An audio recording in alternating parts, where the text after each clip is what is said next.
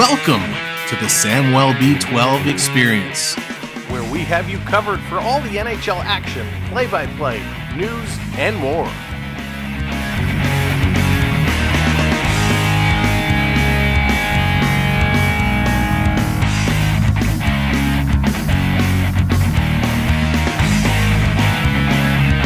Make sure to subscribe today.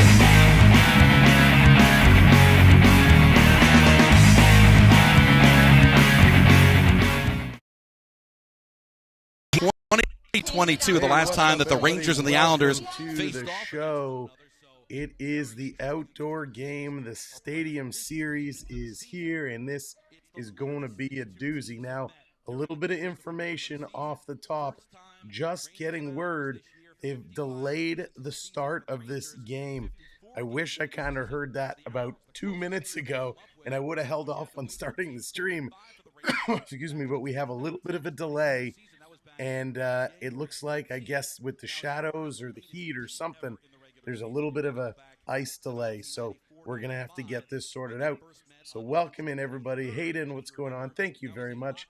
Leo, good to see you. Welcome in. Hey, you never know. There might be these two teams. Every time they battle, there's a lot going on. Bon, what's going on? Yeah, I love those outdoor games as well. They are awesome. A lot of fun to watch. And especially when you get these teams together, it's going to be fireworks. Dallas, welcome in. Beverly, welcome in. Good to see you. Mike, what's going on? Welcome in. Anytime you get the Rangers and the Islanders together doing battle, it is going to be quite a nifty little series. Last night was a pretty good turnout. The Philadelphia Flyers and the New Jersey Devils, they rocked it. They put on a great show for the crowd. But my favorite part of last night had nothing to do with the hockey game itself. The New Jersey Devils stole Gritty's jersey, and Gritty streaking across the field, absolutely hysterical. The NHL has it right with Gritty. I know you either love him or hate him, but boy, oh boy, Gritty can put on a show. Of course, the Devils taking that one 6-3. So the Rangers coming out now. They're just about to get started with warm-ups. Beautiful, beautiful jerseys. The big NYR across the chest. And the Islanders with the big, thick orange stripe across midsection. It says Isles across. It's quite nice. So this is delayed, but they are just coming in to get some warm-ups going underway. Daniel, what's going on? Welcome in. Ian, how's it going? They were supposed to get some snow. Yeah, it looks pretty good there right now. Weather looks pretty nice. Shadows, I think, are going to be a little bit of an issue. Jensen, what's going on? Welcome in. Yeah, it's going to be an absolute doozy. The lineups we're expecting to see, again, assuming there's no changes here, but the lineups we're expecting to see for the Rangers, Chris Kreider with Mika Zibanejad and Jimmy Vesey. How on earth does Jimmy Vesey find himself on the top line? We got Antemi Panarin, the bread man. He's going to be with Vinny Trocheck and Alexis Lafreniere. We got Will Cooley with Johnny Brodnicki and Capo Caco. And then Adam Edstrom with Barclay Goodrow and Matt Rempe. On the D side, Ryan Lindgren is going to be with Adam Fox. K-Andre Miller in with Jacob Trouba. Eric Gustafson with Braden Schneider. And Igor Shesterkin is expected to get the start here. B. Disney, what's going on? Welcome in. Duke, welcome in. Great to see you. Thanks so much for coming in. Do hit that like button as you are popping in. We would appreciate it very, very much. Sitting out, we got a couple scratched players. Zach Jones and Alex Belzell are scratched. And, of course, Blake Wheeler suffering that very unfortunate lower body injury. And Blake Wheeler not going to return this season. And it's doubtful if he is to return in the playoffs. So unfortunate injury there for Blake Wheeler, and we wish him all the best. For the Islanders, we're expecting to see Anders Lee with Bo Horvat and Matty Barzell, Pierre Engvall with Brock Nelson and Kyle Palmieri, Simon Holmstrom with Jean-Gabriel Pajot and Oliver Wahlstrom. And we got Matt Martin with Casey Zikas and Cal Clutterbuck. On the D side, Alexander Romanov He's going to be in there with Noah Dobson, Adam Pelech with Ryan Pulak, Mike Riley with Scott Mayfield, and Ilya Sorokin expected to get that start. Thank you, Ken, for coming in with that subscribe. Appreciate you hitting that subscribe button for us. We are on the way, by the way. You can see a live counter. Where is it? It's over there. 9687. So we are on our way to 9,700. The scratch players for the Islanders, Sebastian Aho and Samuel Bolduc, and then their injuries with Hudson Fasching and Robert Bartuzzo. Now, Fasching is day-to-day. He was at an extra practice yesterday, and Rempe is actually going to make his NHL debut tonight after being recalled from Hartford to the American Hockey League on Friday. We talked about Blake Wheeler. He's out for the rest of the season. Very unfortunate injury that he suffered just back on Thursday, and that's where VC moves up to that top spot with Zibanejad and Kreider. So it'll be interesting to see what Jimmy VC can do. If you've paid any attention to the Rangers, and I mean, who hasn't, right? Because they're sitting atop the league, right up there with Vancouver. VC has been a little bit of a surprise this year. He has been a little bit of a surprise and very interesting. Duke, you know, he went into the corner. It was along the boards against Montreal. And the way he kind of got hit, he kind of went down awkwardly and his leg kind of buckled. Very similar to what happened to, the gentleman on Tampa Bay who kind of broke his tibia and fibia. I forget his name. But yeah, Wheeler also, bad injury. Don't know the extent. I didn't hear what he did, but it's bad enough that he is going to be out. And he was in some considerable pain, had to be helped off the ice. So very, very unfortunate. But the Rangers, I tell you, they are on fire. And it looks like, are we going to get an interview coming up? Let's tune in to some of the pregame here and see what they have to say. We saw him at the All-Star game. We started joking, what's he doing here? He did not have a Shesterkin All-Star kind of first half, but the Rangers have picked it up pretty well as of late. Well, and I'll tell you, at the All-Star, he was unbelievable. The All-Star event is tough for goaltenders. Yes. He was awesome in the game, and I really, I got to spend some time with him on the Thursday night. He had come by the Playhouse, got to spend some time with him. What a fun-loving guy. Never met him before in person. Yeah. Great personality, and he's extremely positive. I think he knows that the team's going to have an opportunity to go on a really special run, and he knows that when it comes down to it, he gets the net, he can be a difference maker. All right, let's go back to Kevin Weeks. He is on the bench, but he's not with a goalie. Weeksy, take it away. No, I'm not with a goalie. That was the expected thing. I'm here with the man that plays college hockey at Harvard, Jimmy VC. What's this atmosphere like so far?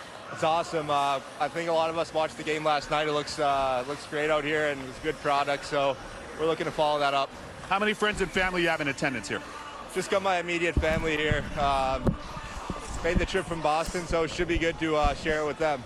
Yeah, they're used to everything there in Boston. They get everything. They had Fenway last year, Winter Classic. Hey, Jimmy VC's playing for free here tonight. One last quick one for you here. What's the key for your group in this game? I think just keep it simple early and get into the game. This is going to be a desperate Islanders team and big rivalry game. So keep it simple early and then get to our game. All right, V, thanks. Best of luck. Leaves, back up to you. All right, Weeksy, thank you. While the Rangers seemingly have figured it out, I mean, the Islanders are playing a playoff game now every single night the rest of the way, I think. Yeah, I think that's what the position that you find yourself in when you got off to a slow start. Yeah. They've struggled to kind of keep themselves above 500. And it's really hard to play 800 hockey, winning 8 out of every 10 games coming to the last 30 games. So, they find themselves in a really tough predicament right now in order to get themselves back in the playoff race. They have the team that might be able to do it, but right now, it's going to be tough in my opinion. A lot of teams have gotten the bump from a coaching change. Patrick Waugh's come in for the Islanders. They haven't gotten the bump that everybody else has gotten from these coaching changes. Well, perfect example of bringing in a breath of fresh air, a coach with a different style. He's getting them. I mean, the Islanders look faster than they've been in the past couple of years. And a lot of that has to do with their system. But you got to get players to buy in. And he's gotten the players to buy in. The guys believe in him. I think they're adapting that mentality that he has, that competitive spirit. And you can see it in guys like Barzal, who have taken their game to another level. But I'm going to tell you something. Yeah. On the Rangers side, Jimmy Vesey I mean, the hockey he's played this year, I think they got to give him more time. He's my boy. I played with him. Yep. But, I mean, man, the Rangers got a player that can work up and down the lineup, and he stepped up. He scored some big goals for them down the stretch. So, you know, the Rangers are in a good spot. Losing Blake Wheeler, it's a big loss of experience. You're going to need guys like Jimmy to step up, make a difference. All right, here's something you don't often hear at a hockey game. The wind is going to be a factor. Let's go between the benches. Here's Ray Ferraro. Yeah, you know what, Leaves? It is really different than last night. Like last night, it turned out to be almost perfect conditions because while it was cold, there was no wind. The ice was great. Everybody seemed like they were comfortable in the game.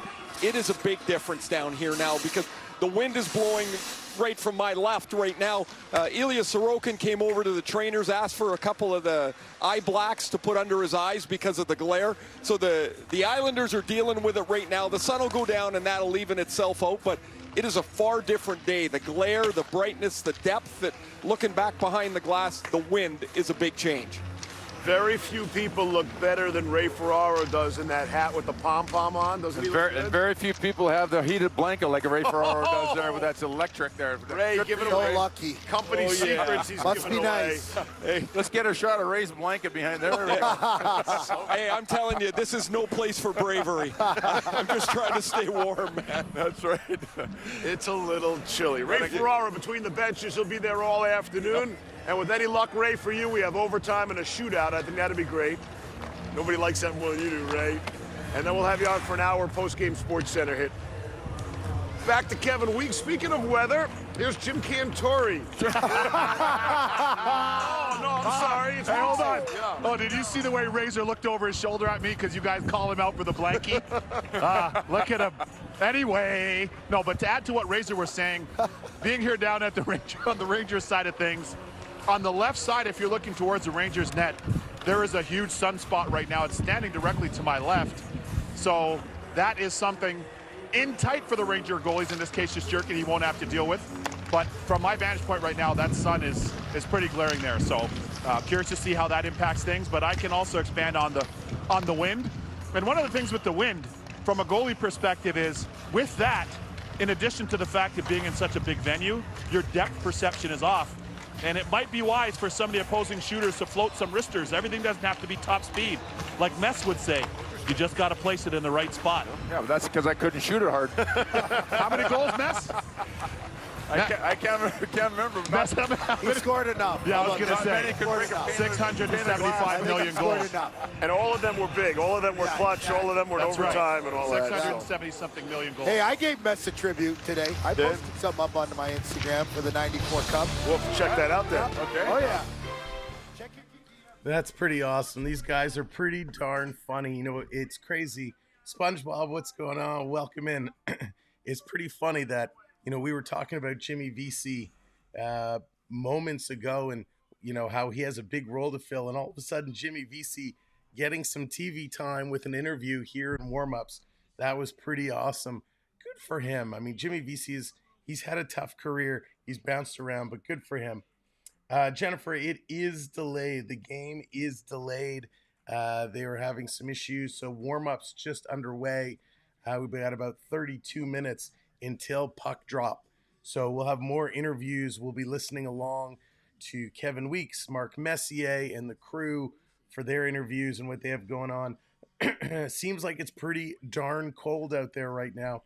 They're joking around how everybody has blankets and heavy jackets and all that stuff. All right, Jennifer. Yeah, come back in about half an hour time. This game will be underway. Getting there, Curtis. We're getting there. We definitely are feeling way better. So close to being back. I don't know if we're going to get there this week, but certainly by the following week, we'll be back to full time getting the show on the road. Pretty close to it, Hayden. I don't want to push myself just yet, but yeah, I'm feeling good. We're feeling real good. So it's awesome. But thanks everybody for tuning in. Do me a favor, share out the link, hit that share, send the link around. It's going to be a tough one today. I know it's that early afternoon game on a Sunday. Lots going on today in the world of sports. Of course, the NBA All-Star game is tonight. We got some NASCAR on today. I don't know if that actually is taking place or not, because they were calling for some serious rain. So we'll have to see. But these two teams do have some players that are currently sitting amongst the leaderboards. Of course, when we take a look at the overall leaders, and Timmy Panarin sitting up there, he's tied with Austin Matthews and William Nylander, 71 points. And if I could change gears for just a second, talking about the Maple Leafs putting a huge 9-2 victory together, Nylander and Matthews tied. So anyone complaining about that William Nylander deal, he's tied with Austin Matthews for your league lead in points. And, Matthews, 48 of those 71 points are goals. So he's crushing it. BCHL, what's going on? Welcome in. Of course, Kucherov leading the way with points. 94 points already is crazy. McKinnon sitting there at 89 points. McDavid at 81. 79 for Pasternak. Pettersson at 72. Then you have the Matthews, Panarin, Nylander. On the goal side, taking a look down this list, Panarin is on there, 31 goals. We'll see him in action here today. Of course, Matthews leading that, followed by Reinhart, Kucherov, Pasternak. Zach Hyman, what a year he's having, 32 goals for the Hymenator.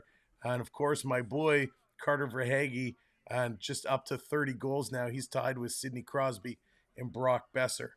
On the assist side is where we'll find the Islander leader, Noah Dobson. Noah Dobson, 48 assists. He's on there. But of course, Connor McDavid leading the way, 60 assists overall. So pretty good, though. We got Dobson in here. Panarin, we're going to see playing. So nice to see a couple of these guys on the leaderboards. Now, one of the other sides of the coin where we're not going to see a whole lot today, potentially, is in the penalty minute side. None of the penalty minute leaders are in this game. But of course, Leaf fans, we saw a couple last night in Ross Johnson and Radko Gudas. Gudas chickening out, wouldn't want to stand the test of time with Ryan Reeves. So again, Gudas, buck. I'd never say that to your face, but I'd say that here. All right, let's tune back into the boys and see what they have going on. To an Islander, very and a rare, Ranger. right? Very Separated rare. by 20 miles or whatever it is. Exactly. Yeah. So, and then of course, competition adds to the rivalry. Yep. And then of course, as players, we feel responsible for our fan base to have water cooler. Yeah. Yep. Yeah, go ahead.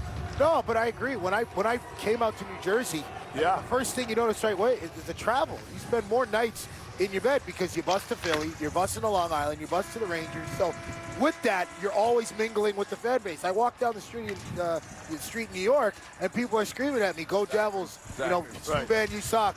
Subban, you're dirty. How you walk down the street whatever like it that? is. Wait. Subban, you're pretty. Wait a minute. How do we get the Devils into this conversation? Now, Hey, this is I'm just Islanders. hey. Wait a minute. The You had your day tri-state yesterday. area. You had your day yesterday. It's kind of. It's the tri-state. No? Hey, did Weeksy play on the Islanders also? Oh, yeah. So there's a great stat. There's only like 10 players ever who played for all three metropolitan area teams: Rangers, Islanders, Devils. Here's Kevin Weeksy. Kicking them. Hey, what's up? It was a pleasure playing for all three, and I agree with Mess because PK, you had your day yesterday. Wow. And you had your night yesterday, and he's not That wrong. boy, Weeksy. He's not wrong. But hey, listen, any direction you go in here, this is what makes this area so unique. With the 4 clubs within an hour and a half, you've got to earn your keep. And specific to the Battle of New York, having played in this numerous times, I got to tell you what, it's bragging rights in the dressing room. It's bragging rights between teams because, the players have friends on every team, organizations, the coaches, and by the way, the fans. I had a chance to check in with a lot of fans pregame out in the parking lot here at MetLife Stadium. It's generational. The passion is generational. Oh, yeah, you're born into it. You're born into it. Yes. This is generational stuff. Now, while they're talking about the fans, I thought it would be cool for those who haven't seen the uniforms, haven't seen the jerseys. This is what they look like. This is what they are wearing today. Classic New York Ranger style with the NYR, the blue and red sleeves. Those are really, really slick. I like those jerseys a lot. The Islander jerseys, I'm not a huge fan of. It's very classic, right? Very classic. The big orange stripe across the chest with the Isles written in there.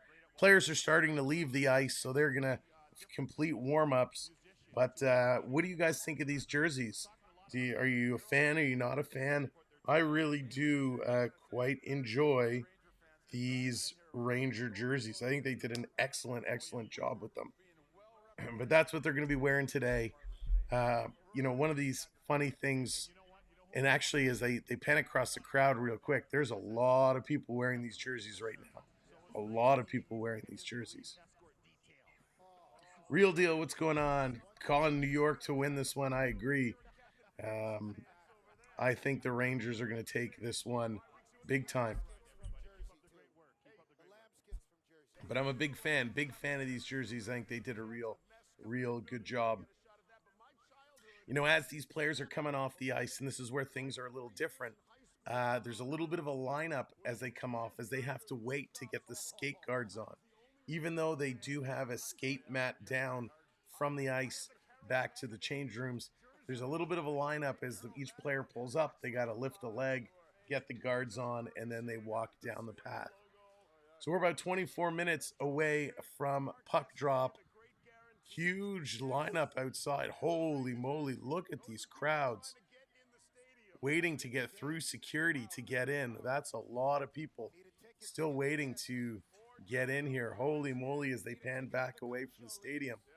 A lot of people waiting to come in. So 24 minutes to go until puck drop. Of course, we do have that delay. This was supposed to kick off at 3 o'clock, with puck drop supposed to be shortly thereafter. No rain delay, Dallas. No rain delay. They actually haven't said what the delay was. It must have been an ice. It must have been an ice issue with the sunshine coming in. It's either that or the shadows. When they first kind of came live on the air, they showed a shot of the rink, and the shadows were really bad. So I think they're just giving the sun a little bit of time to pass, let those shadows kind of fade away, if you will, so they get a little bit of a crisper ice. Weather's supposed to be good, not supposed to be big issue here tonight. Wind, though, right now, wind is a bit of an issue. And again, that will change as the sun passes by. Let's see. Let's see what it says. Hi, I'm here for my 3:30 with a Mr. Greer. Of course, we've confirmed coverage. The patient will be right with you. So I'm trying to find out the exact issue.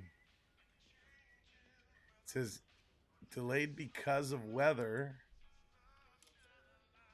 So the weather is perfect except for the ice. So it was some ice issues. Very sunny here with almost no cloud coverage. No cloud coverage there. So not great for the ice. They are at MetLife Stadium. So that's why it is delayed, as they have to kind of make sure the ice is in proper condition.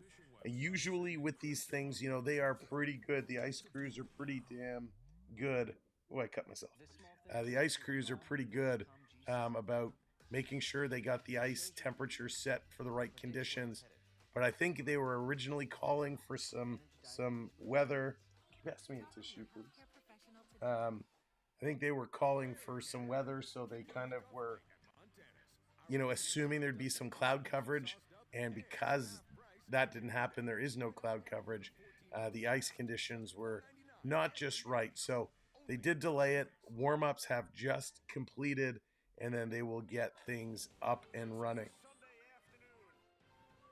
No, that Leafs Red Wings outdoor record was absolutely crazy. That was wild several years ago at the Big House. But the Zambonis are on the ice. They're clearing this. I can see they got the crew tending to the ice right now. Let's tune back in and hear the recap of last night.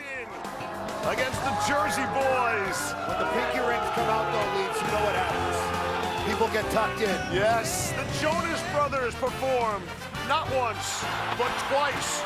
Nico Hischier, 32 seconds in, the captain of the Devils. Nate Bastian closed it out. Billy's not used to that heat in February, Leafs. It got hot last night. Somehow the Rangers took it on the chin yesterday anyway.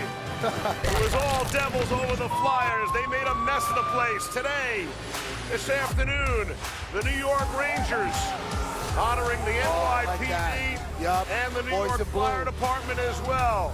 And the Islanders, they're all businesslike today. It's an afternoon affair, getting ready for the first meeting of the regular season between the hated rivals, the New York Islanders and the New York Rangers, as we welcome you to the Verizon pregame show. The weather, it's cold. It's chilly. It is brick out. What'd you think it was going to be? It's cold. This is the way we want it. Come on now. In New Jersey. Sporting a new blue fur coat. Yeah, blued up. I got to show love to the Rangers fans today. Islanders have some blue in them as well. Yeah, not this blue. Here's PK Subban. I'm Steve Levy. Ranger legend Mark Messier is on assignment, sort of. No. You'll hear from him shortly. Hey, we had 70,000 in the building last night. 70,000. There'll be more people here today. This is a massive affair. Well, you saw the pileup outside. Like, everybody's trying to get in the building. Everybody and their mother's trying to get a ticket. 70,000 yesterday. There's going to be 80,000 plus today. And we got to give the NHL credit. As a player, as a fan, we're always critical of these events. All-Star was unbelievable. Justin Bieber, you had Jonas Brothers yesterday, playoff game. I mean, you can't ask for much more. You have experience in these rivalry games. Montreal-Boston is right up there with Islanders-Rangers. Your Canadians actually beat the Bruins in Foxborough, shut them out. Yep. How will that compare to today's Rangers-Islanders? Well, there's no question. These points mean a little bit more. I don't think we were really in a playoff spot, but we wanted to show out. Obviously, it's a big stage for the Islanders. They need these points, Leafs. They're out of a playoff spot right now. They got to make up 5-6 points, and they don't have any games in hand. So, and listen, we saw them walking in. They're all business. They're ready to go. Lou's got them ready to go. This is a big game for them. Yeah, we got referees behind us. We got a game going on here, too. Over here. Hey. Don't take a high stick. Let's go over to the 50-yard line. Let's go. Here's Mr. Sean McDonough. Right, Steve. Thank you, and good afternoon, everyone, from the broadcast booth. Ordinarily, we're on the 50-yard line, getting ready for the Jets or the Giants today. Once again, we're on the red line, getting ready for the 290th meeting in the regular season, all-time in this Battle of New York between the Rangers and the Islanders. Familiar rivals, but not lately. They haven't played each other in 423 games since December of 2022. We're two-thirds of the way through this season. This is the first meeting of the year between the two. They'll meet 4 times between now and the end of the regular season in mid-April. Joined again today at ice level by Ray Ferraro. Ray, we heard you a moment ago. The conditions between yesterday and today, really it's the difference between night and day, you might say. They played at night last night, during the day today. What do you think? Well, it's clearly very different. I mean, it's so bright compared to last night when you're under the lights and everything looks pretty uniform around the rink. Now, about 20 minutes ago, there was a glare all over the ice. The sun's poked behind the stadium, so the glare is not going to be an issue. What is going to be an issue is the wind. You can feel it pretty heavily down here. Going one way, there is a definite benefit. If it is at a certain level midway through the third period, the teams will change ends at the 10-minute mark. That's something to keep an eye on, as the elements will be about the wind and not much else. Yeah, definitely much windier than last night. If it's possible, the Rangers come in here on a heater on this cold day. They have the longest winning streak in the NHL. They've won 6 in a row. They're first in the Metro by 4 over Carolina. And looking at perhaps the #1 seed in the East, they're 3 back of Florida right now with an eye toward that. Meanwhile, the Islanders 5 points out of the playoff picture right now with 57 points. 62 for Detroit, the #2 wild card in the East at the moment. And the Rangers led by Artemi Panarin and the Islanders by Matt Barzal. You know, Panarin is having just a fabulous year. Leads the Rangers in goals, assists, and points. As you see, his career high is 32 goals. He's already got 31. He's only 26 shots away from his career high total. Coming into the season. Welcome in. Thanks for joining us. We'll get back to the boys in the booth momentarily. Mark, welcome in. Cruz, welcome in. And again, thank you so much, Chuck, for hitting that subscribe button. Bruce, what's going on? Welcome. This is going to be a good game. Of course, the Islanders have a tough task ahead of them as the Rangers absolutely crushing this game of hockey this year. Excuse me. Mika Zibanejad and Artemi Panarin leading the way of this Ranger team. And, of course, Matty Barzal going to try and see what he can do to get this thing going for the Islanders. As they were saying, this is the first of 4 meetings between these two teams. Every time they get together, it is fireworks. These two teams hate each other. The fans despise each other, but they produce good hockey. So this is going to be a lot of fun. We're about 15 and a half minutes to go from puck drop. There was a delay earlier today due to the weather, as they were just talking about. There was no cloud cover. They expected it to be overcast. That did not happen. And the sun, the impact on the ice the sun had was pretty gnarly. So it's all fixed up. The sun now has passed over the stadium. The ice is not getting that direct sunlight. A lot of the time when they do these outdoor games, you know, that's their biggest challenge is the weather. We've seen in the past the frigid temperatures. We've seen them battle the snow and the snowfall, but they've been pretty lucky in terms of the sunlight and the direct sunlight. That, of course, today it has impacted the ice, and they've had to delay it enough time for the sun to kind of pass by. And yeah, that's right, Mark. You got to be very careful when it comes to the ice. These guys, at the speeds they play and the power that they play, rely heavily on the edge work and their edges as they cut. And if the ice is too soft and it causes them to lose an edge, bad things can happen. And we've seen too many times right now this year players going down with injury. Blake Wheeler, most recently, that wasn't losing an edge, but he gets taken down. We saw what happened earlier this season when Brad Marchand lifted Timothy Liljegren's foot up and Lily losing an edge, crashing feet first into the boards. He was out for a significant time with a high ankle sprain and some ligament issues. So you have to be very, very, very careful when it comes to the quality of ice service. You don't want to put any of these players in jeopardy. So I'm okay with the delay. It would have been nice if they would have made the announcement a little bit earlier on, but hey, that's okay. We appreciate you guys hanging out for an extended pregame as this one is going to get going. Of course, Igor Shesterkin, he's on the goalie wins top list. 21 wins this season for Shesterkin.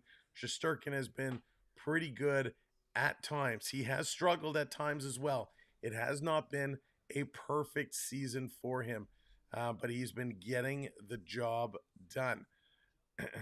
You know, of course, Jonathan Quick has come in. Jonathan Quick in his backup role has been solid, posing a 2.36 goals against average, has him 4th in the league with that quite nice average. Of course, he hasn't played as many games. Quick also posing a 917 save percentage, so that is pretty darn good. The Islanders' tendies, Ilya Sorokin, he leads the way in saves made. He's had a lot of shots thrown at him. 1,174 saves made. He also leads the way in shots against with 1,288. So the Islanders not protecting their goaltender as much as they should, allowing a lot of rubber to be flown towards Sorokin. Sorokin's done a darn good job where he's needed to. This Islander team, again, they have not been top-notch. They've had their struggles, and they need to find a way to kind of get things back up and going. And if anybody can do it, it is this Islander team. The Islanders have had their troubled history, right? They've always struggled, but they somehow find a way. Currently, right now, the Islanders are sitting just a couple of points back from the wild card spot. Detroit has that last spot with 62 points. New Jersey Devils at 60. The Islanders are at 57. So they have a couple of wins to get into that wild card spot. It's going to be a little challenge for them. They've only won 2 of their last 5, where the Rangers have been a perfect sweep. 5 of their last 5, and the Rangers just getting the job done. 35 wins this year, only 16 losses and 3 overtime losses, 73 points. It's amazing what they're doing. Antonio, welcome in. Mark, what's going on? Good to see you and welcome in, everybody. Thanks for joining us. As you are coming in, do me a favor, hit that thumbs up button. We appreciate it. Thank you for hitting that subscribe. Just over here, 11 subscribers away from 9,700. So thank you all so much. We're going to be watching that all afternoon to see how close we can get. The Rangers at home this year, 19 wins, 7 losses. On the road, pretty close as well, 16, 9, and 3. Some pretty darn good records, and that's why they're sitting where they are. The Islanders have a better home record, 13, 7, and 8. On the road, they are 9, 11, and 5. So these two teams, while they don't really compare evenly, shall we say, the Rangers definitely have the advantage as they're higher up in the food chain, higher up in the scoreboard, and they're doing some real good things. Now, some little news tidbits to tell you about coming into this game. The Rangers have been involved in a 1-goal game in 3 of 4 outdoor outings. So they've been in 4 outdoor games so far, and 3 of them have been 1-goal games, which is pretty amazing, including one head-to-head meeting with the Islanders. They played it back in 2014 at Yankee Stadium. New York can become the first team in NHL history with 5 wins in outdoor games. So that would be pretty awesome. They can make some history here today. And of course, as we said, 3 of their 4 so far have been 1-goal games. The Rangers and Islanders will play together the 4th outdoor game rematch following the Bruins Flyers in 2010 and the Flyers Penguins in 2017 and 19. The Leafs and Red Wings 14 and 17. So the rematches, they're going to continue to build over the years because they love these rivalries. What's going on, Mr. Roboto? Good to see you. Love when they do these rivalry games. And of course, we're going to see these rematches come up more and more. Now, this will mark the 5th time the NHL has staged outdoor games on consecutive days. They're starting to do that more and more as they're doing more and more of these outdoor classics, whether it's the Winter Classic, the Heritage Classic, the Stadium Series. In 2014, January 25th and 26th, saw a game at Dodger Stadium on the 25th and a game at Yankee Stadium on the 26th. Also, in 2014, we saw the Stadium Series in Chicago on March 1st, followed by March 2nd, the Heritage Classic at BC Place in Vancouver. Fast forward to 2017, January 1st, New Year's Day, the Centennial Classic at Exhibition Stadium in Toronto, followed by January 2nd, the Winter Classic at Busch Stadium in St. Louis. And then in 2021, February 20th, saw the outdoor game at Lake Tahoe, and on the 21st, also at Lake Tahoe. Now, MetLife Stadium will join Yankee Stadium and Edgewood Tahoe Resort as the 3rd venue to host multiple outdoor games in the same season. It will be the 6th venue to host multiple outdoor games at any point. So it's pretty cool that they're using these stadiums and they're kind of doing multiple events. Really good to see. Now, Matt Rempe, who we talked about, he will be the first player to make their NHL debut at an outdoor game. If the nerves weren't there enough, just making your NHL debut, making it at an outdoor game has got to be absolutely thrilling. I can only imagine what he must be feeling. The only other player to make their team debut at an outdoor game was Ron Hainsey, who did it with the Penguins in 2017. So Rempe is going to have all the feels today, and can't wait to see how he performs. Here we go, some announcements, some performances. Let's tune in.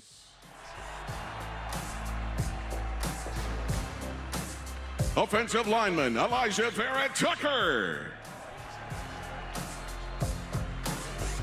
Running back Brees Hall. Linebacker C.J. Mosley.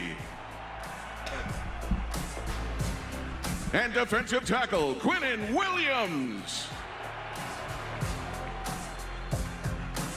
And from the New York Giants, wide receiver Sterling Shepard. Running back Saquon Barkley. And quarterback Tommy DeVito.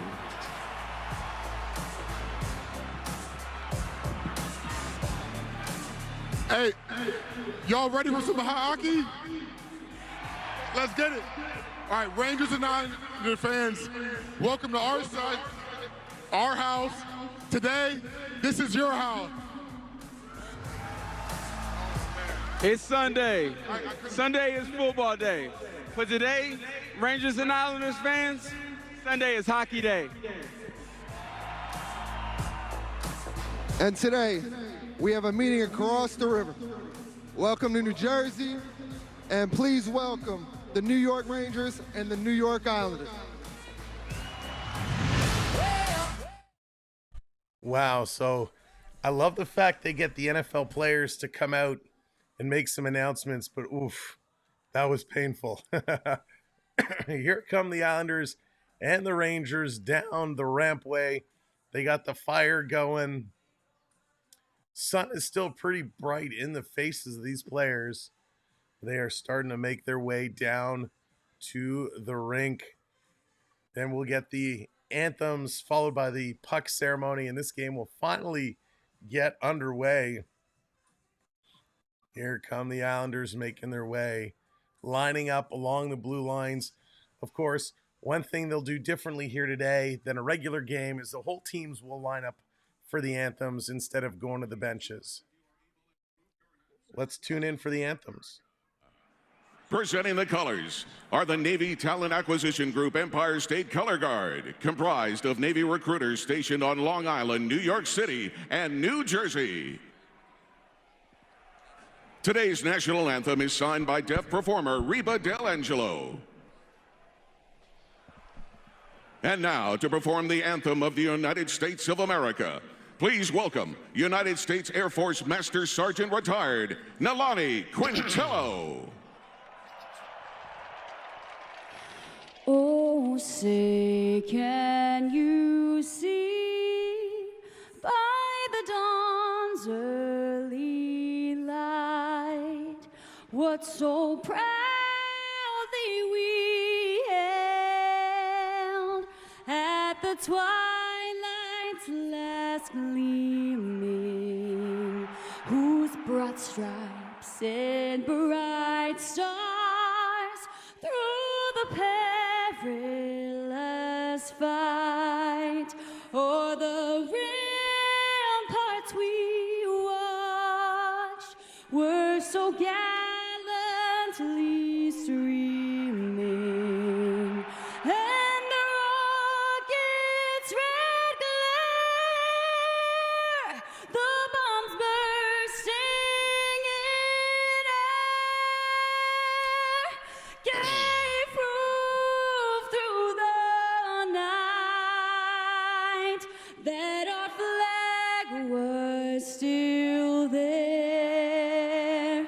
Oh, say does that star-spangled banner yet wave o'er the land of the free and the home of the brave?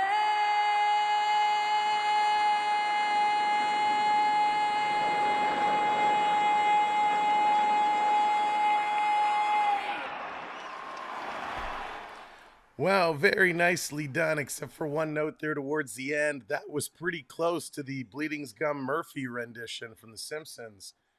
I think she did the extended version to chill these players out a little bit. But a well-sung anthem, definitely taking her 5 minutes of fame. Wow. The Islanders should have modified the Fisherman logo. Yeah, that would be cool, Curtis. That would be cool. Excuse me. But the anthems are done.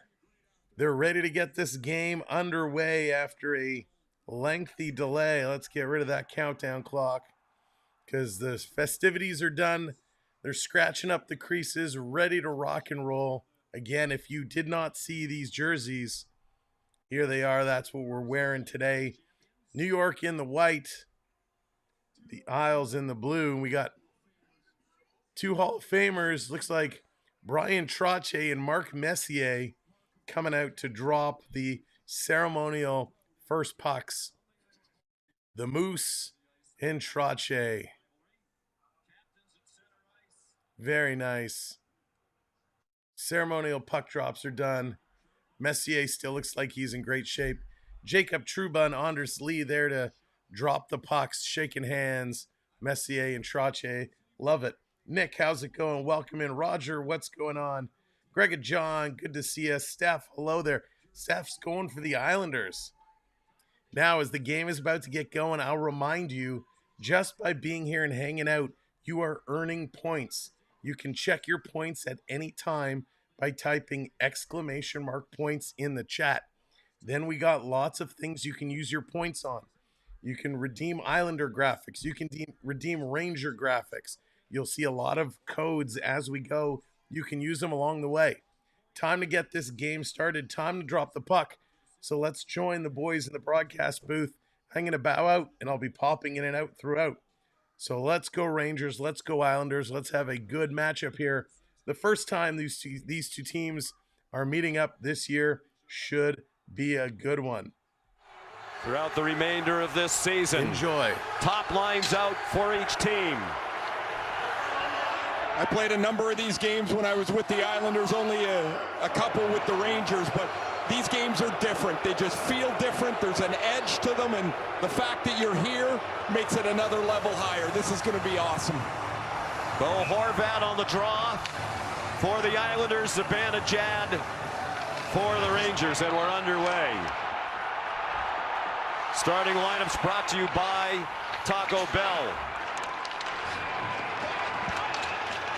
Zibanejad centering Kreider and Jimmy Vesey, and already a couple of quick shots for the New York Islanders.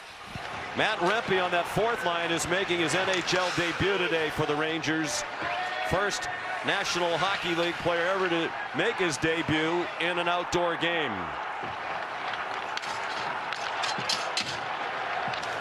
The top two lines for the Islanders.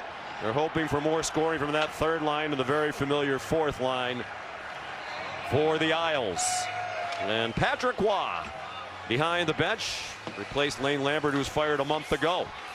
A far more restrained Patrick Waugh. We talked to him before the game. Humble, excited for the opportunity to get back into the National Hockey League, but he is fiery and he wants his team to compete. He used the word intensity, Sean, about 4 times in a 3-minute conversation. Nearly a minute gone by. And the Islanders quickly into forecheck, playing with some energy. It was Kyle Palmieri who was trying to force the play. Now Noah Dobson having an excellent year for the Islanders.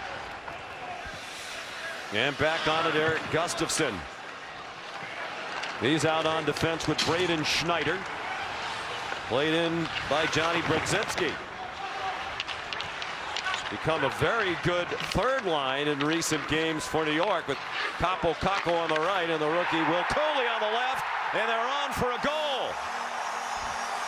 Blasted from the point. Eric Gustafsson, just a minute and 28 seconds in.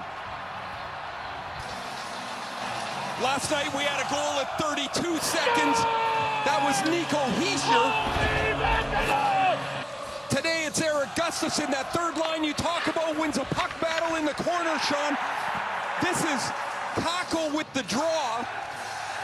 Wins the puck battle. He throws it across the front of the net and through the screen in front. It hits the right arm of Sorokin. And Eric Gustafsson's 5th of the year. Here's Matt Rempe, NHL debut. Hello! Wow, a fight before they even dropped the puck. First time on the ice in the National Hockey League, and he is squaring off with Matt Martin. And he is a big man. The 21-year-old is 6'7", 241 pounds. And he's going against a veteran, one of the toughest guys in the league in Matt Martin. Both of them know it's going to happen, and they are trading him here. Martin 6'3", 215. Not often. They just nod and say, okay, that's enough. Not often that Martin's giving up that much size. So Rempe wasting no time making his presence felt in the Number 73 NHL. Rangers, number 17 Islanders. 5 minutes each for fighting. We mentioned he's the first player, Ray, ever to debut in the NHL in an outdoor game. You wonder how many NHL players have had a fight before the puck was dropped. Well, it's just an emotional day for Matt Rempe. I talked to him just prior to the game. He was out here before the stadium was filling up, just looking around. He couldn't believe he was making his debut. He said, this is so great. And now, as you mentioned, the puck barely hits the ice. He's icing his hand. He's 5 minutes on the board. And the Rangers called him up because they felt he could add size and toughness to their lineup with the injury to Blake Wheeler. Well, there you go. Stage 1 is in the books, and it's a heck of a debut for Matt Rempe. And Adam Edstrom is the left wing on that fourth line with Barclay Goodrow in between for New York. Edstrom's playing in just his fourth game for the Rangers, fourth NHL game. Barclay Goodrow said this morning at the press availability, I never thought I would be 5 inches shorter than the other two guys on my line, but that's the case today for Goodrow. Let's welcome in Emily Kaplan. Thanks, Sean. You know, Ray mentioned this is an emotional day for Matt Rempe. It's actually 6 years to the day that his father, Ron, tragically passed away. He was shoveling snow at their home in Calgary. Matt said that was his best buddy. His love for hockey came from his dad. He was a season ticket holder for the Flames, so I know that he's thinking about him tonight, maybe even during that fight. What an amazing opportunity, day, and time in the life of young Matt Rempe. He's smiling ear to ear over in the penalty box. He probably can't believe it. It's in the books. He's got a fight. He's in the NHL, and he's an NHLer forever now. Yes, he is. On the score sheet, as is Eric Gustafsson with the goal, his 5th. Shesterkin hangs on.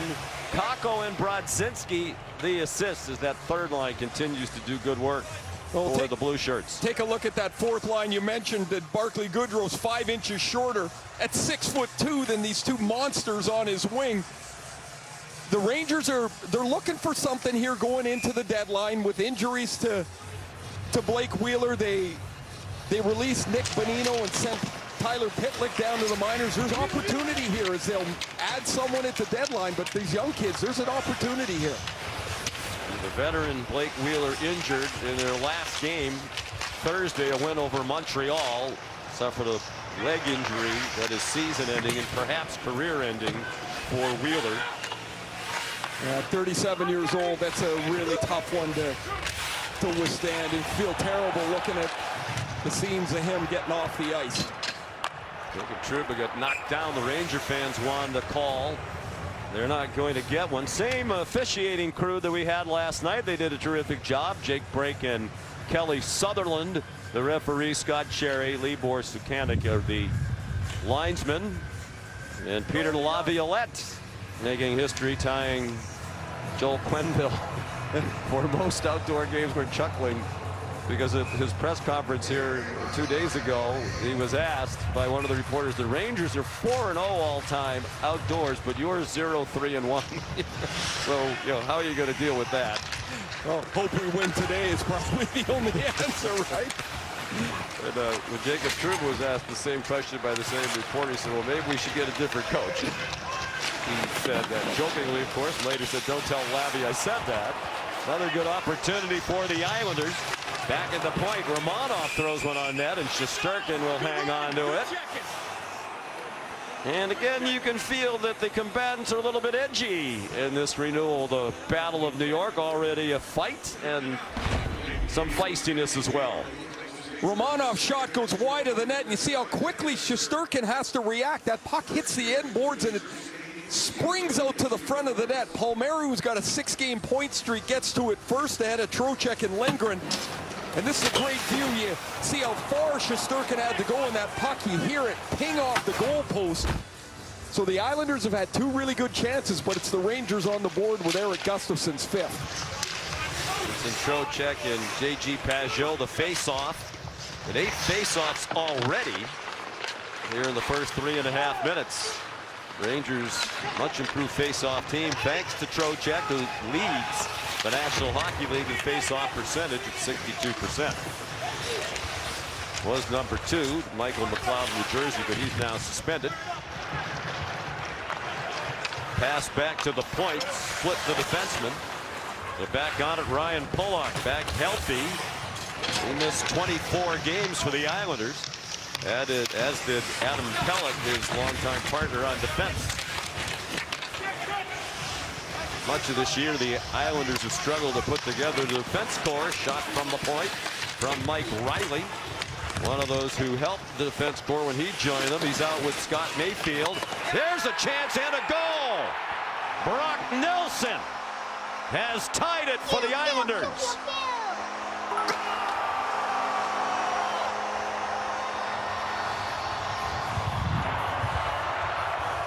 Brock Nelson's 23rd of the year, 37 and 36 goals the last couple of years for the underrated, underappreciated Nelson. This is really good work. Clutterbuck and Cizikas forecheck. Now the only reason Nelson is on the ice here is because Matt Martin's in the penalty box after that fight. So Nelson jumps up into that spot with Cizikas and Clutterbuck. They do the hard work. Nelson gets open off the post over the glove. That's the 22nd goal this year that's beat Igor Shesterkin over the glove. That's more than any other goalie in the NHL. Nelson found the soft spot, and it's 1-1. Team leading 23rd of the year for Nelson. The Islanders now have 2 outdoor goals in their history, and Nelson has both. You saw the highlights from the outdoor game at Yankee Stadium in 2014 when he had the only tally in the loss to the Rangers at Yankee Stadium. He was a rookie back then. Now he's a grizzled veteran. There's another pass back to the point that splits the defense.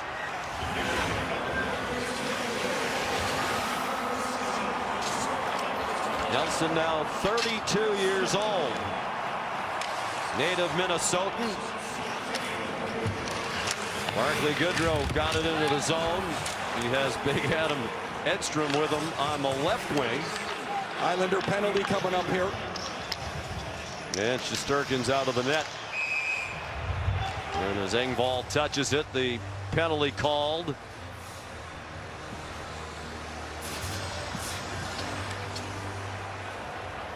Islander penalty, number 24, 2 minutes for boarding. Scott Mayfield joins Martin in the box. Martin and Rempe still off for fighting. Mayfield assisted on the Nelson goal. A boarding penalty as the hit on Goodrow is called, and this is not good news for the Islanders. They got the worst penalty killing in the league, 32nd, and the Rangers, even though they're in a dive on the power play, they're rated 6th.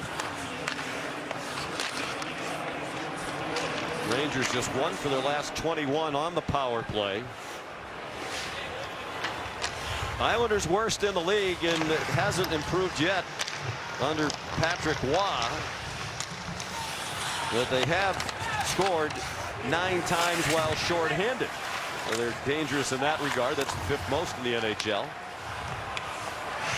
Adam Fox, familiar up high. Mika Zibanejad tried to wrist one toward the goal. It got blocked and cleared by Ryan Pulock. The Rangers power play, when it works best, there's a lot of movement. Zibanejad and Panarin aren't stationary on one side of the ice or another. If they can get moving, they'll break out of the slump. It's too good a power play. That one power play goal in the last 21 was in their last outing. The 7-4 win against Montreal at MSG on Thursday night. Chris Kreider scored it. They have been 0 for 17 in the previous 7 games with the man advantage. That's a quiet first group. And so now the Rangers with their power play 2 on the ice. Radzinski dumps it in, goes after it himself. And the Islanders fell down or got knocked down perhaps. There's another penalty coming here. And this one is against the Rangers for a trip. Yeah, I think it's Alexis Lafreniere. Rangers penalty, number 13, 2 minutes for tripping. So Lafreniere will go to the box as Rempe and Matt Martin leave the penalty box. Their 5-minute stints are over. Lafreniere's right in the middle of the ice, and he runs his shoulder right into the side of Cizikas, tripping, interference, whatever. It's a penalty, and the minor is called, and we'll have some 4-on-4 hockey for the next 34 seconds. This is where a player like Matt Barzal can shine. There's lots of open ice, and he loves to transport the puck. Rangers scored on their first shot. It's still their only shot. Gravity gives you an idea of the speed of Barzal. We saw him in the fastest skater in Toronto with the all-star skills. Gustafson the goal for New York at 1:28. The New York Rangers, that is. On their only shot on goal to this point from Kakko and Brodzinski, then Nelson from Mayfield and Clutterbuck at 4:20 for the Islanders, who have outshot the Rangers 7-1. And they're going to have a power play here in 10 seconds. There's a chance and a goal! Bo Horvat beats Shesterkin inside the far post. And the Islanders lead 2-1.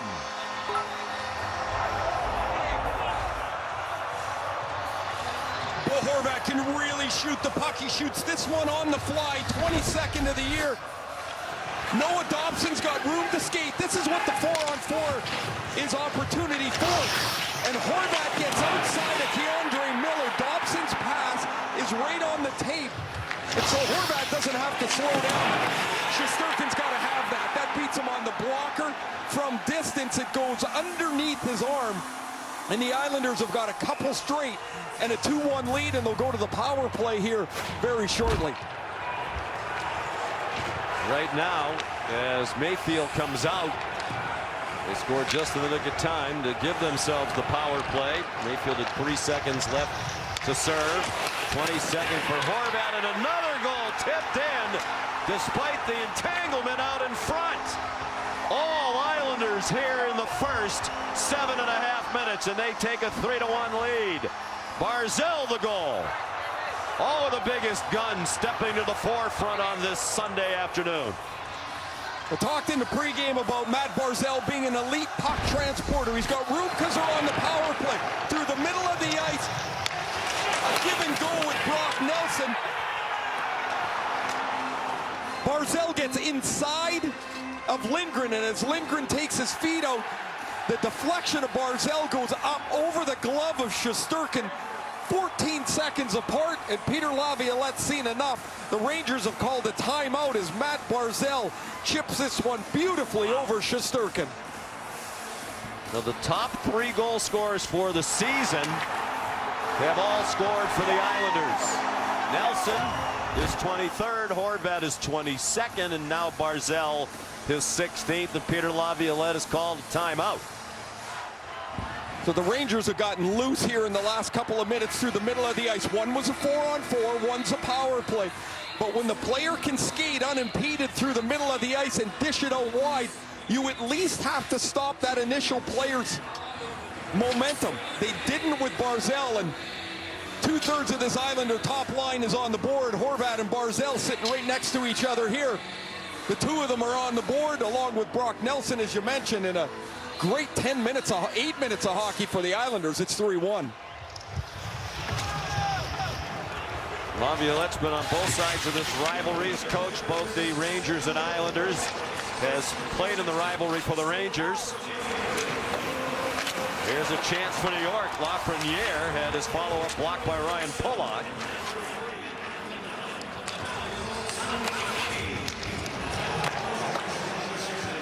Shesterkin leaves it for Adam Fox. Oh, what a play. And now Ryan Lindgren. Lafreniere, cross ice for Panarin. Hard off the sidewall. And the play back to the point went the length of the ice. Shesterkin will leave it for Gustafson. Out with Braden Schneider. Cooley plays it in deeper, and he goes in to hit somebody. He's in the top 10 in the league in hits. Is Will Cooley.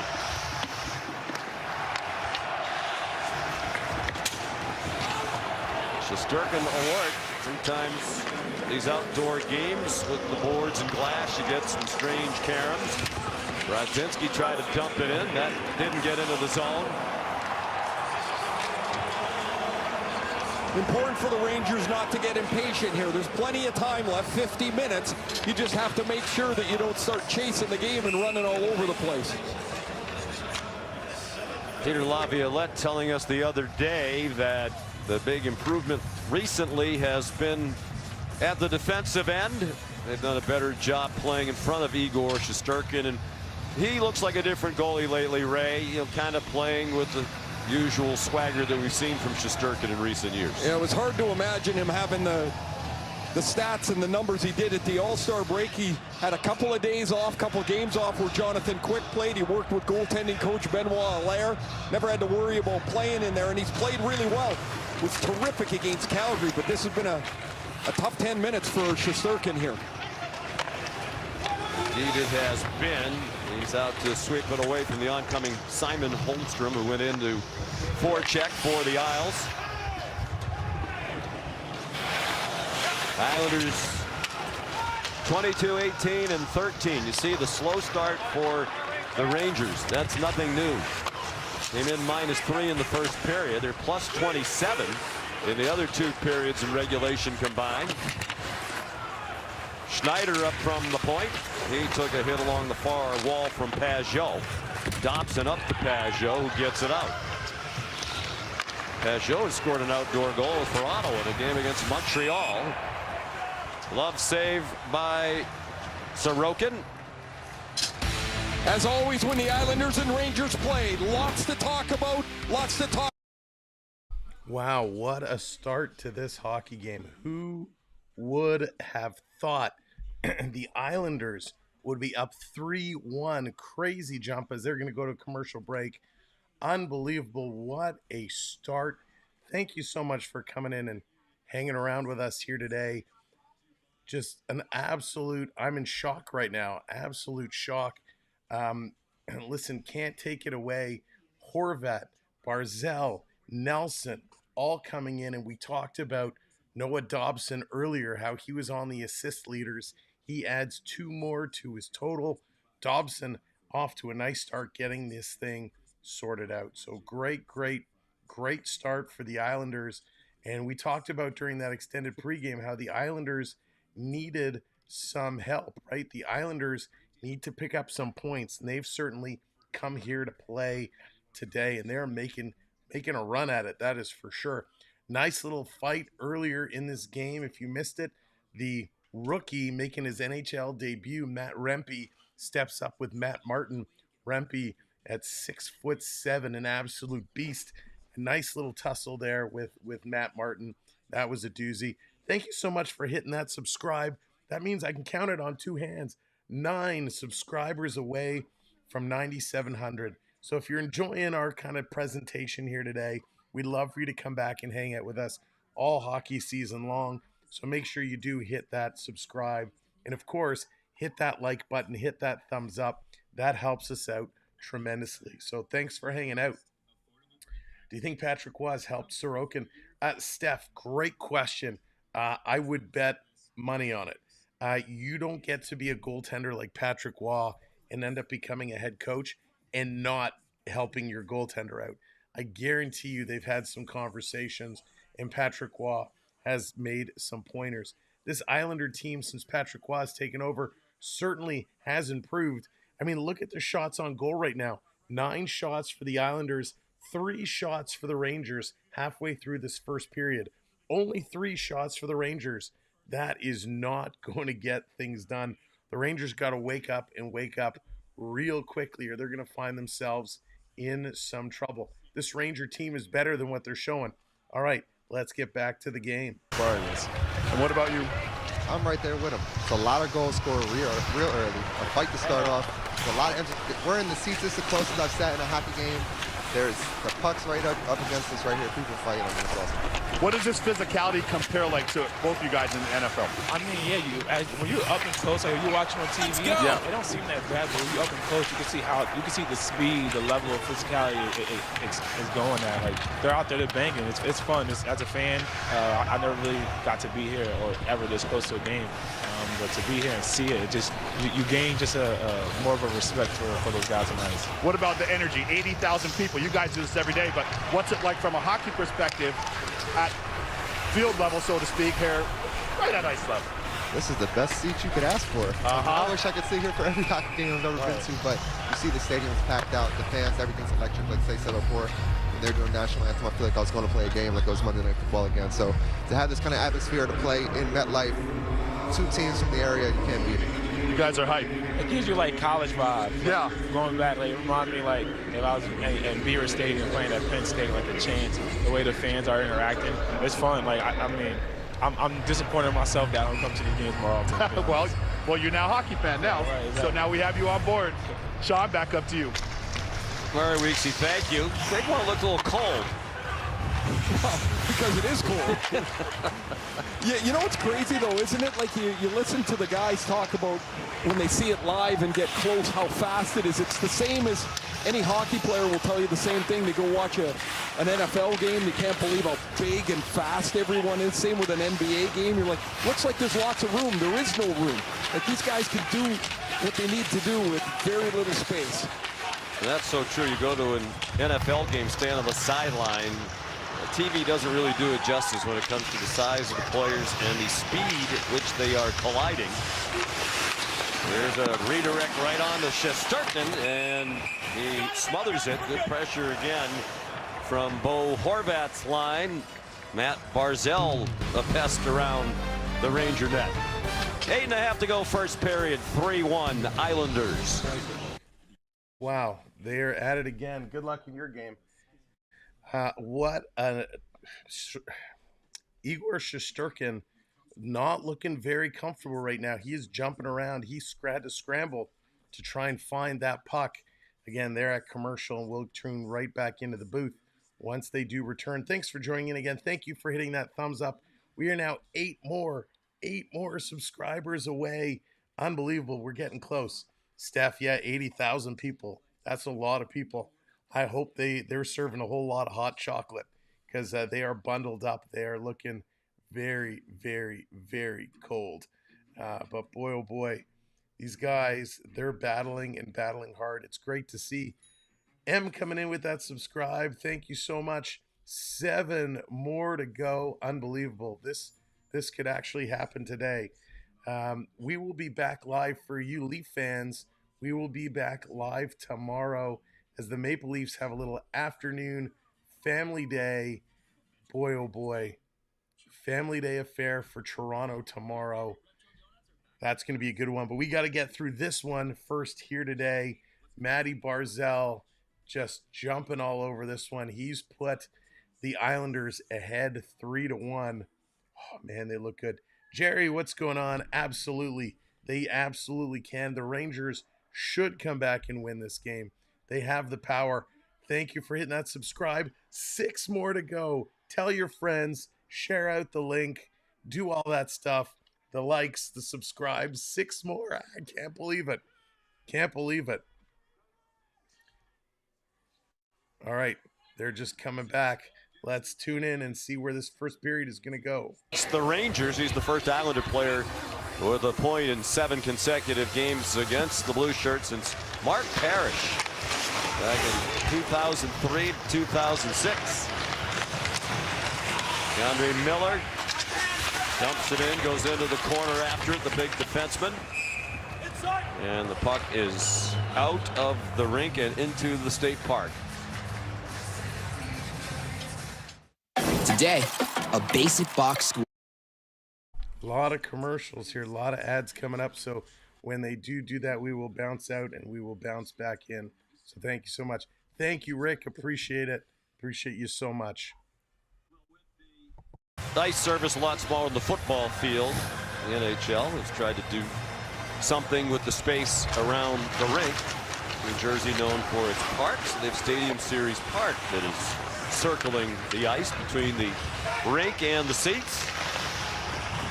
Got some cool mini hockey games going on. The kids are out there playing, although they're obviously stopped while the game's going on. It's pretty cool. It looks pretty awesome here. Cooley tried to move toward the net, then had the puck taken away by Cal Clutterbuck.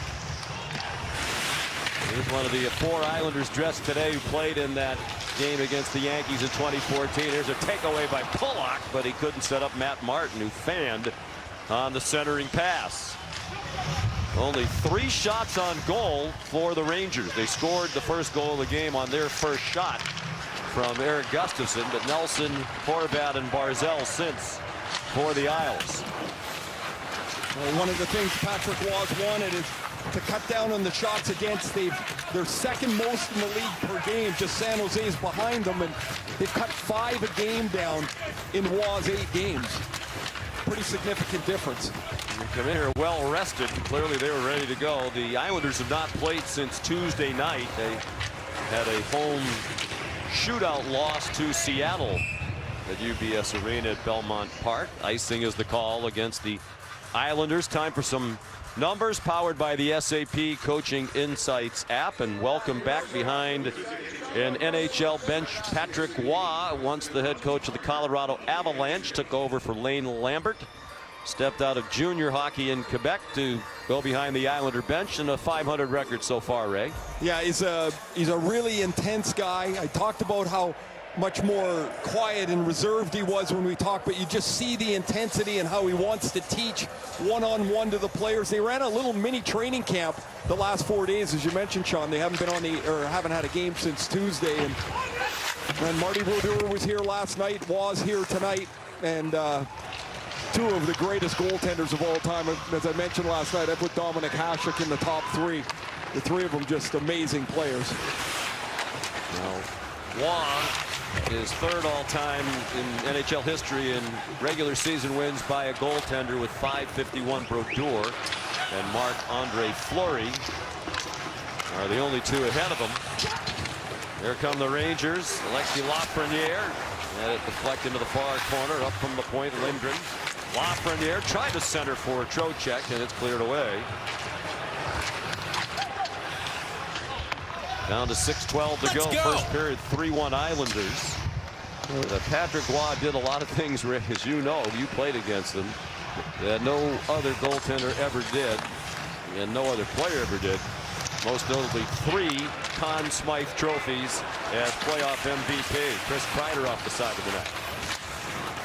He won in '86 and '93 with the Canadiens. They didn't have the best team either year. Patrick Waugh was so much the deciding factor. He was amazing. When he came up in '86 as a rookie, we're like, well, we'll just shoot it over his shoulders.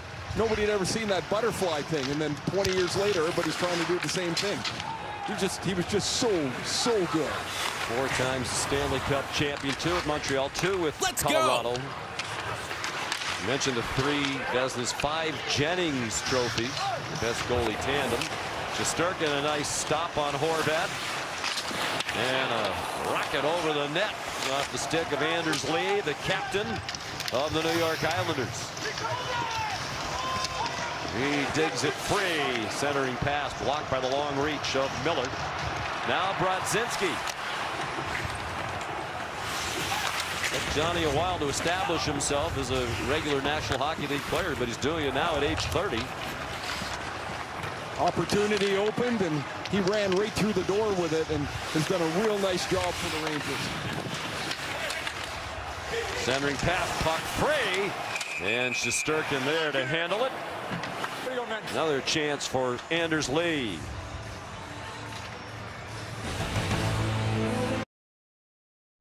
Wow, these Islanders are relentless. They are coming hard.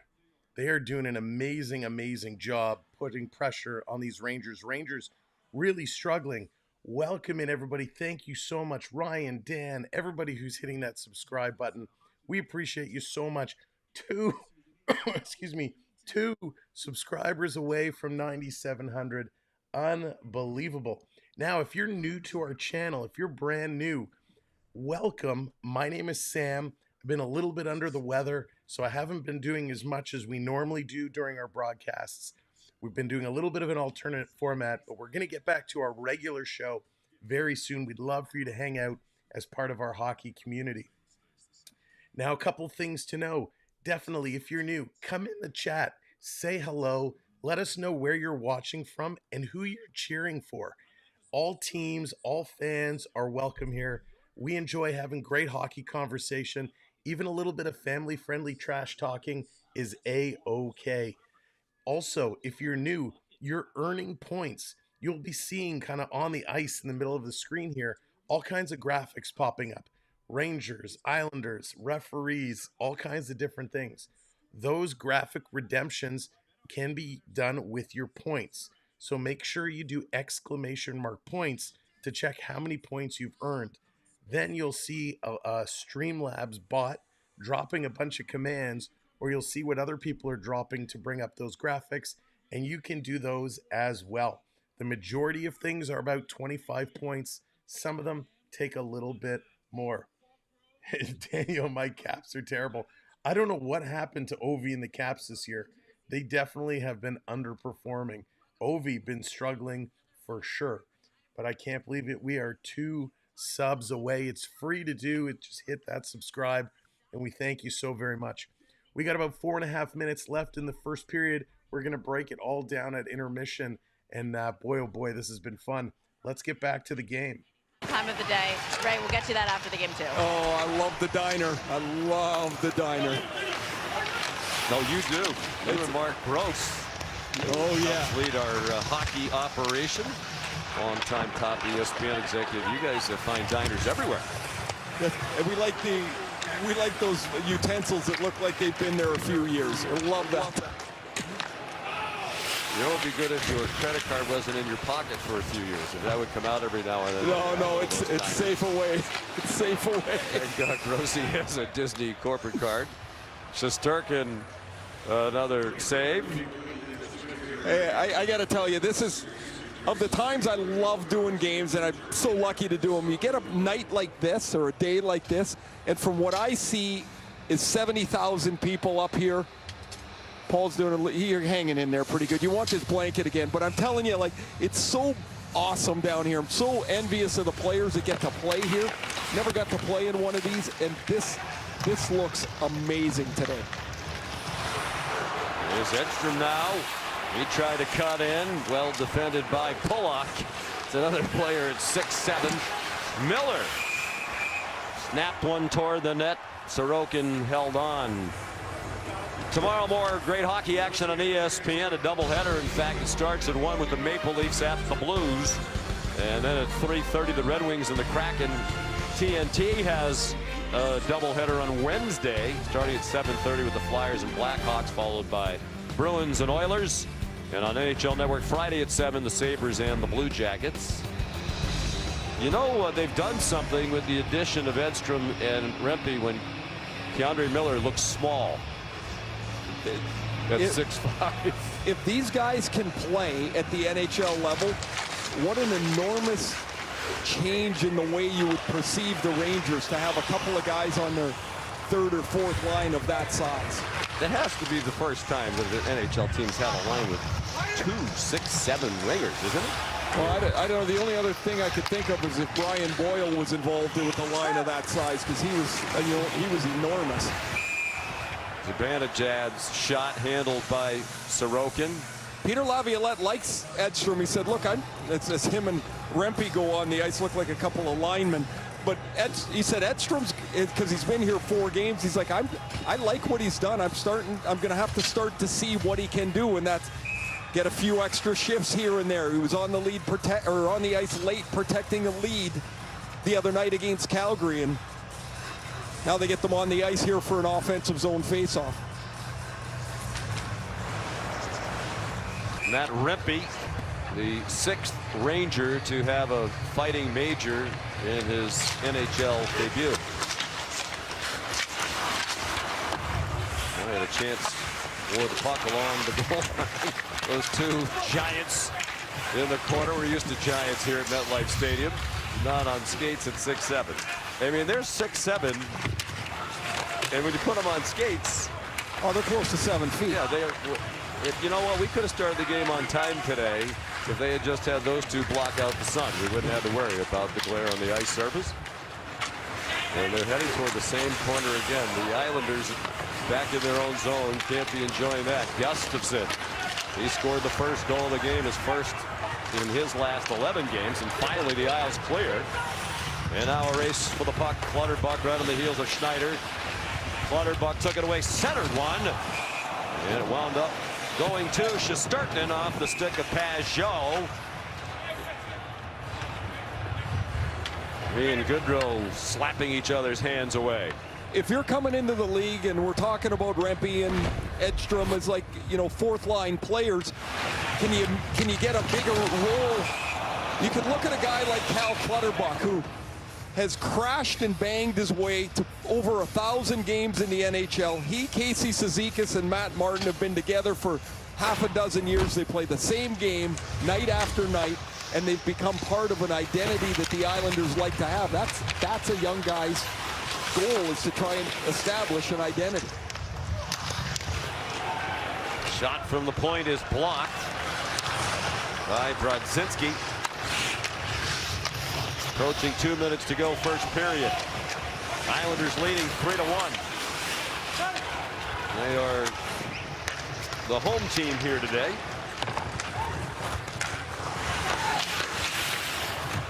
Sorokin shot it around. Fox in deep. Brodzinski centered for Cooley. He couldn't redirect it on net. You're looking at this Ranger period. You know, we've had one good shift from the fourth line. The third line scored a goal. The Eric Gustafsson goal. They need their top guys to get uncracked here a little bit, as they've been really quiet. Trouba shot it in. He made a good observation here Thursday after their workout when he was asked about playing outdoors. Actually, Friday after their workout. He said, well, we're not used to dealing with the wind. He said, I enjoyed during the practice skating with the wind more than going into the wind. Trouba, nice save by Sorokin. Which way is the wind going here, Ray, in the first period? It's actually going across more than up and down. So right now, I guess it's not really much of a factor. It was a good play by Trouba to jump up and take that shot. A little more aggression from the Rangers, create a chance on it. Rangers had a great start to the year, 18-4-1. They were #1 in the league in points percentage. And 2 months of mediocrity, but back on the winning track, winners of 6 in a row, matching their longest winning streak of the season. Pile up in the corner, Palmieri and Lindgren back on their feet now in the final 30 seconds of the period. Palmieri tried to center, and it skated the other way. Vesey for Chris Kreider. Vesey has taken the place of Wheeler on that line with Kreider and Zibanejad. He's played there in the past and played well there, according to Coach Laviolette. Edstrom centered it. Goodrow couldn't get a shot off, and that'll do it for the first period. And more fisticuffs, if you will. Pushing and shoving at the horn.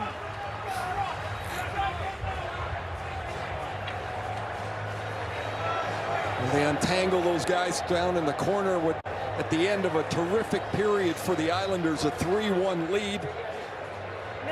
15 shots on goal for the Islanders, and that little dust up is right at the horn. Goodrow got a last hit in on Noah Dobson, and everyone will be separated. There'll be no penalties at the end of the period. Well, Goodrow knows the next time he's back out there, he'll have a 6-7 winger on either side. The 3-1 Islanders, the Rangers, the quick score by Eric Gustafsson to take the 1-0 lead. Then Brock Nelson, Bo Horvat, and Matthew Barzal for the Islanders. Here's Emily. Wow, what a first period of play. Let's bring the camera up here. There we go. Ooh, that's a little too close, There we go. That's better. Nice start in this period, or in this game. Really caught off guard, really surprised by the play of the Islanders. Daryl, what's going on? Welcome in. That's right, Steph.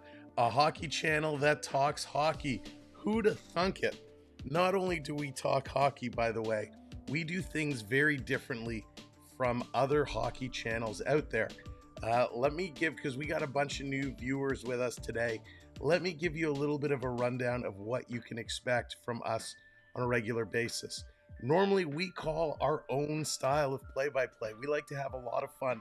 We hoot and holler. We pick a team and we cheer for it. We love the trash talking.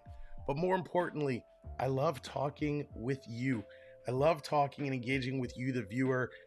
You are not lost on this channel. The community is this channel. We're all mad here. That's right, Prep.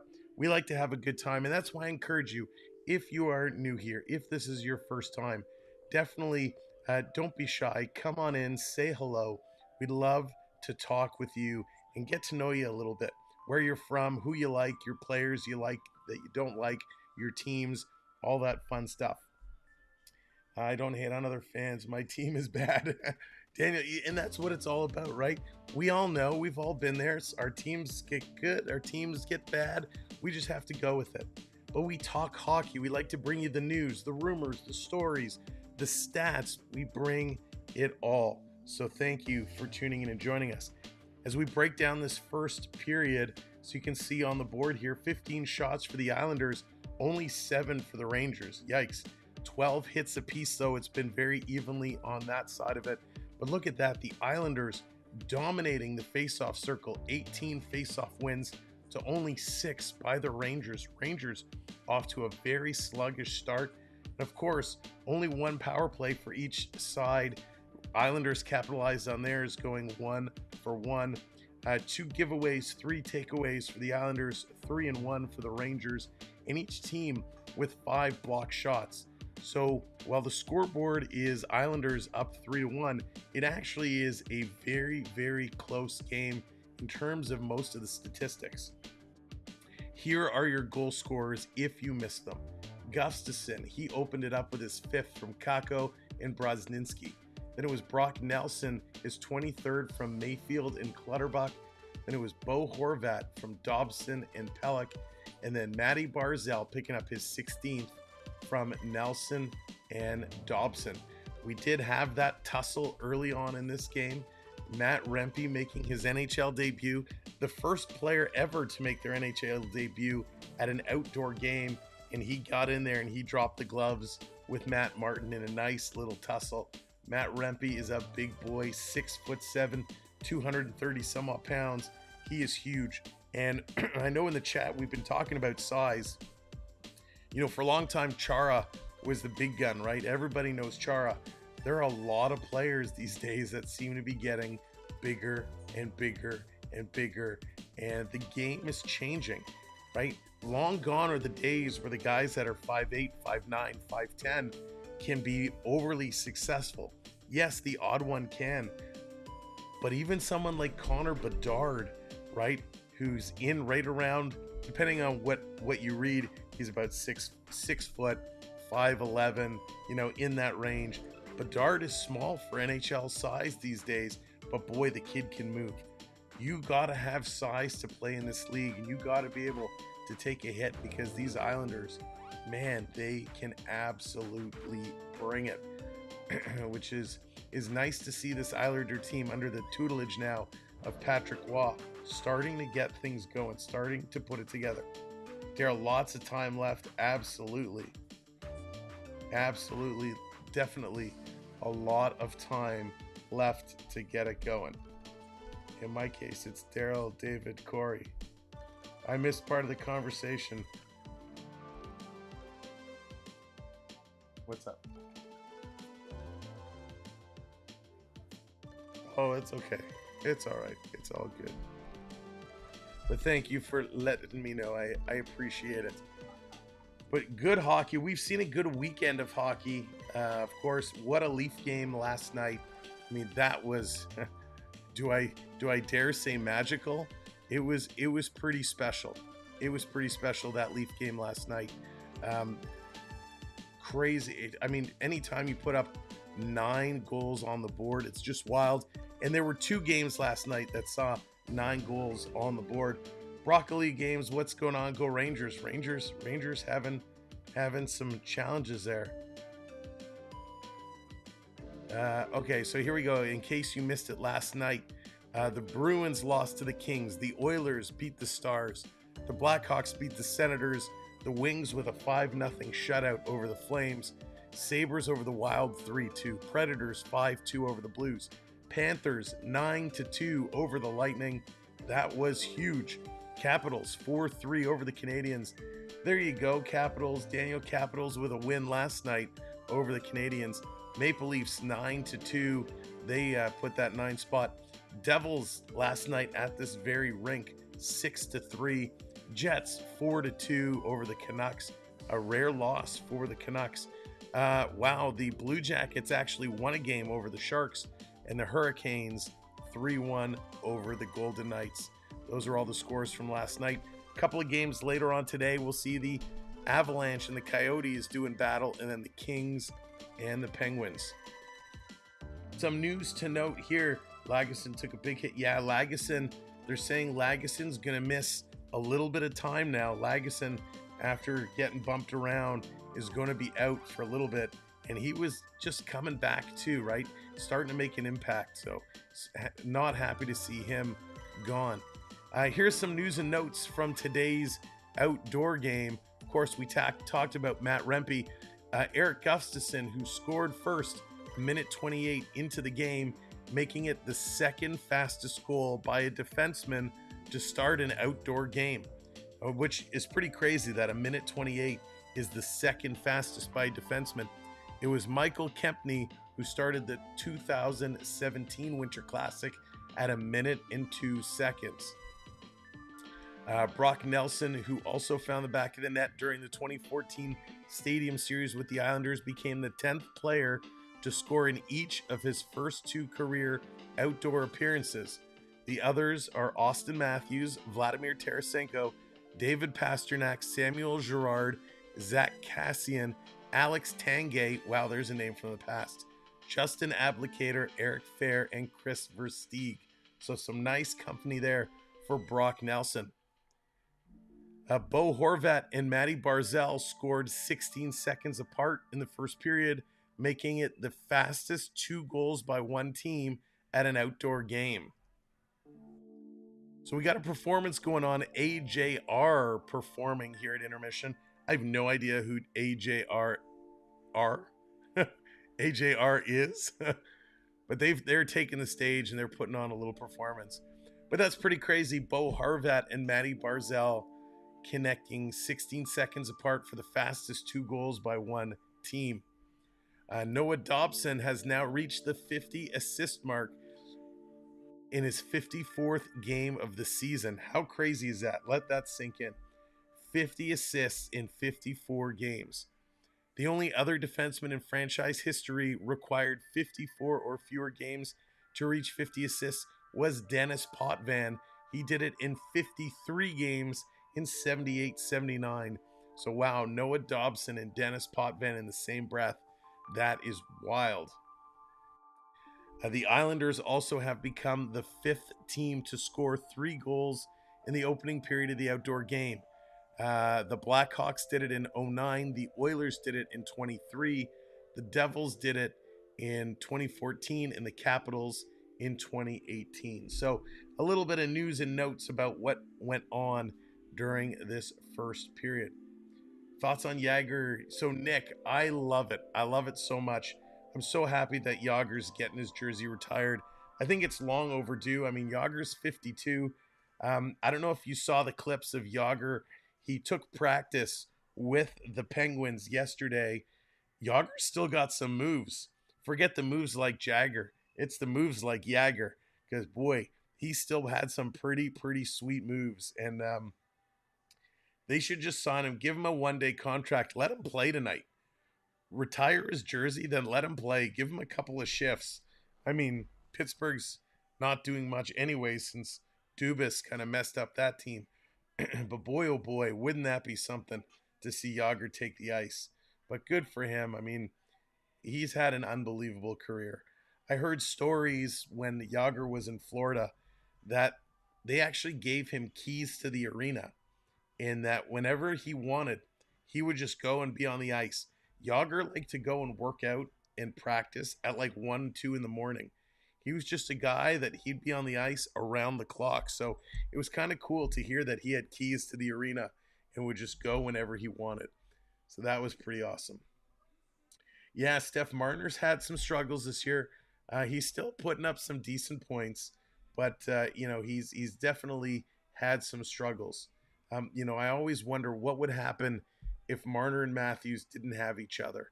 I think Marner would struggle. Matthews would still be able to perform.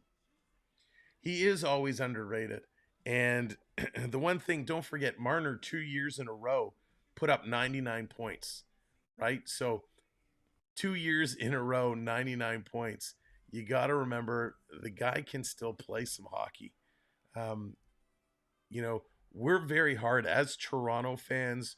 We are very hard on the Maple Leafs, and we often forget that sometimes they do some pretty amazing things, and we don't necessarily give them all the credit that they really should get. When we look, can I look at this? Will this actually open up for me?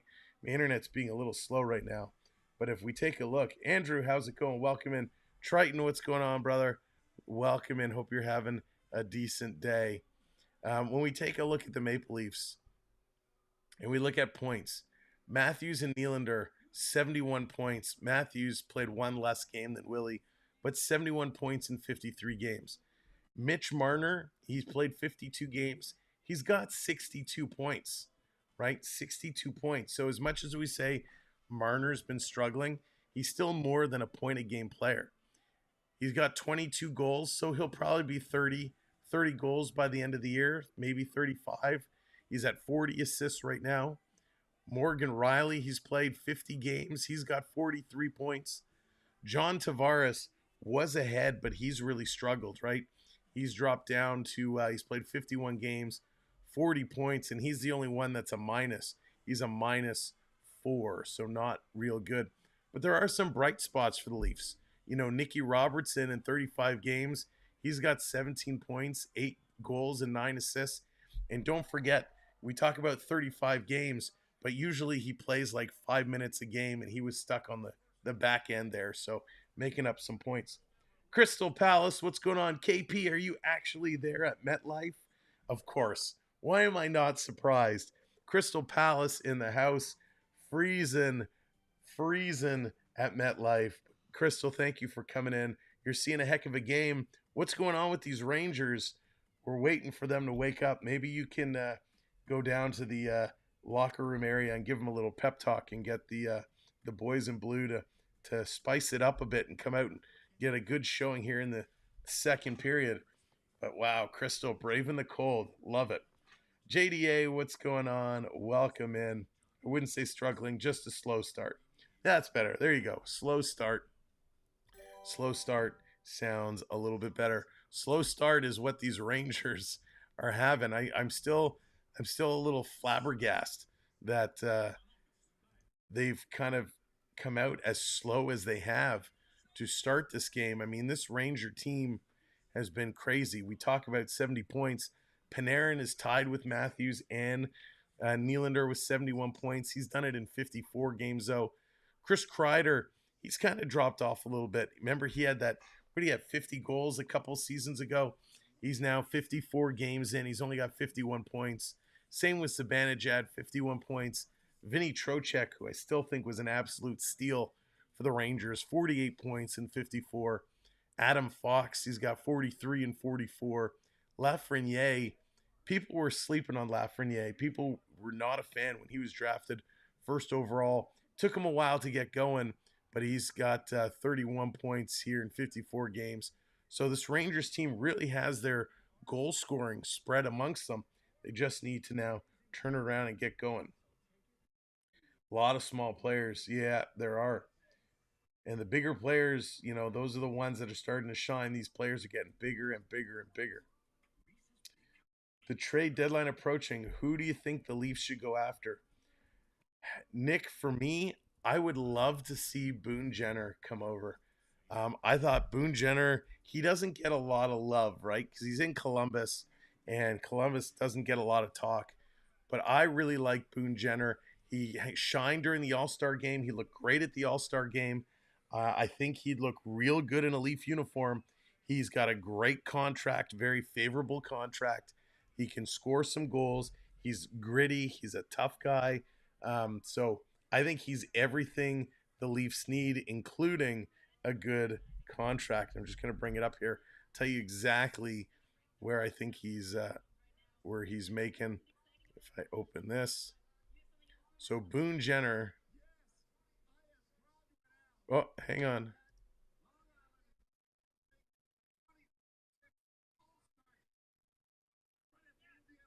Long Island, the Islanders going to be hosting the 2026 All-Star Game. Just announced right here, the Islanders hosting the 26 All-Star Game. Now, this is interesting because I didn't think there was going to be an All-Star Game in 26.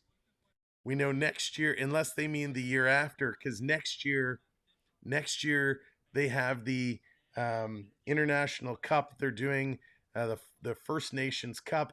The year after, they're going to the Olympics. So I guess the All-Star Game is really going to be the following year, I'm guessing.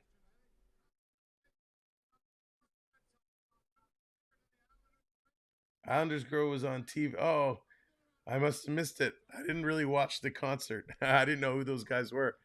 But that's cool. The All-Star Game is going to go there. Let me finish my thoughts on Boone Jenner, and then we'll get back.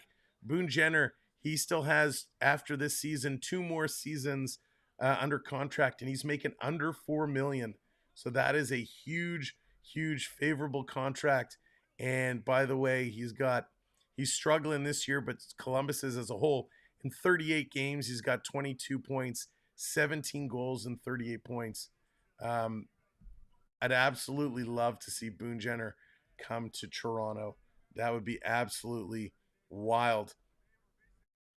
So, okay, the intermissions are a little bit extended here because of the concert. So we're just waiting for them to come back on the ice, and then we'll switch it over.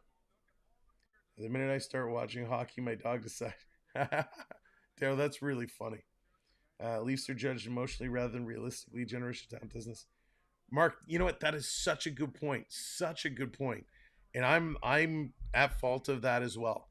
A lot of us have been fans of that team for so long that sometimes it's hard to take emotion out of it. Yak, what's going on? Today, I'm going for the Rangers today.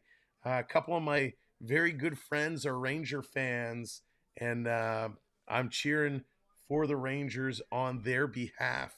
So, love to see the Rangers get back in this game. The Islanders, though, boy, oh boy, what a great start for them. Did not expect them to get the jump that they did. Shesterkin isn't playing very Shesterkin-like. I'm killing you. Are you an Islander fan, Yak? I assume you're an Islander fan. Going for the Isles. Thoughts on Riley? You know, Andrew, the Morgan Riley situation. Listen, I don't think anybody should cross-check anybody in the head. Any of those hits do not belong. Lenny, what's going on? There it is, a Ranger fan. But I'll tell you, when someone takes a slap shot in an empty net like that, it was an emotional moment. It's a little bit of showboating. I don't think there's a need for that. I thought some action definitely was needed as a response. And I think all the players I've seen interviewed all kind of agreed. They all said, hey, if that was their own team, they'd want to see some kind of response, but not a cross-check to the head. It's more kind of drop the gloves and get in there. So, Morgan Riley giving a response, do I like? Yes. Do I like what he did? No. I know it's a big, big debate, and a lot of people hate it altogether because it's the Leafs.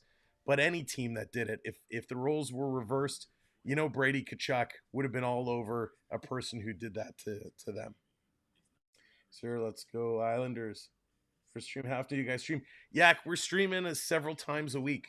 We cover mainly the Maple Leafs. We get some Panthers, some Oilers, some Rangers. We cover a lot of teams, but it really depends what games I get up in my region. So I just love hockey. I might be a Leaf fan at heart, but I'm a hockey fan, and I just love all kinds of games, especially these special occasions. But thanks for coming in. Thanks for giving us a chance, and appreciate you joining us here today. Definitely woke up the rest of the team. Daryl, absolutely. Listen, they're 3 for 3 since it happened. They're going to play St. Louis tomorrow, which will be a good game, and then they're off to play Arizona. Arizona's had their number, so we'll have to see what the Leafs can do. All right, we're getting set. The players are back on the ice. They're getting ready to come in for period number 2. Oh, it's going to be interesting. Can the Rangers continue at the pace they were on in the first? We'll be back for the next game time. Johnny Hockey comes back. Love it, Yak. I love it. That's awesome. The Islander fans never forget. They will always hate John Tavares. Oh, that's so funny. Oh, Yak, that is awesome. Love it. Love it. The rivalry between the Islanders and Maple Leafs continue, all because John Tavares. Great. The Islanders looking to continue here. Horvat with Nelson, Barzal, the goal scorers for the Islanders. Gustafsson putting it in for the Rangers. Rangers looking to get this one back. Let's get over to the game screen and get ourselves ready to rock for period number 2.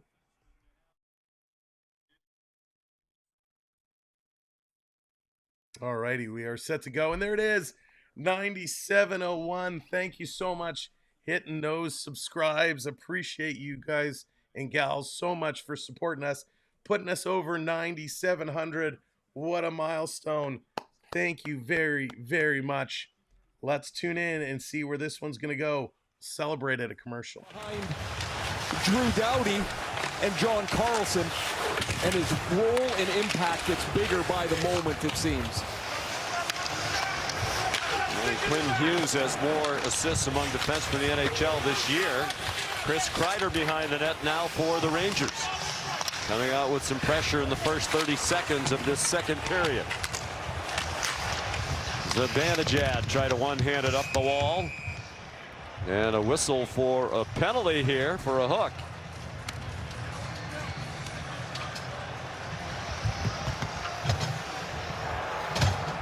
Rangers, number 20, 2 minutes for hooking.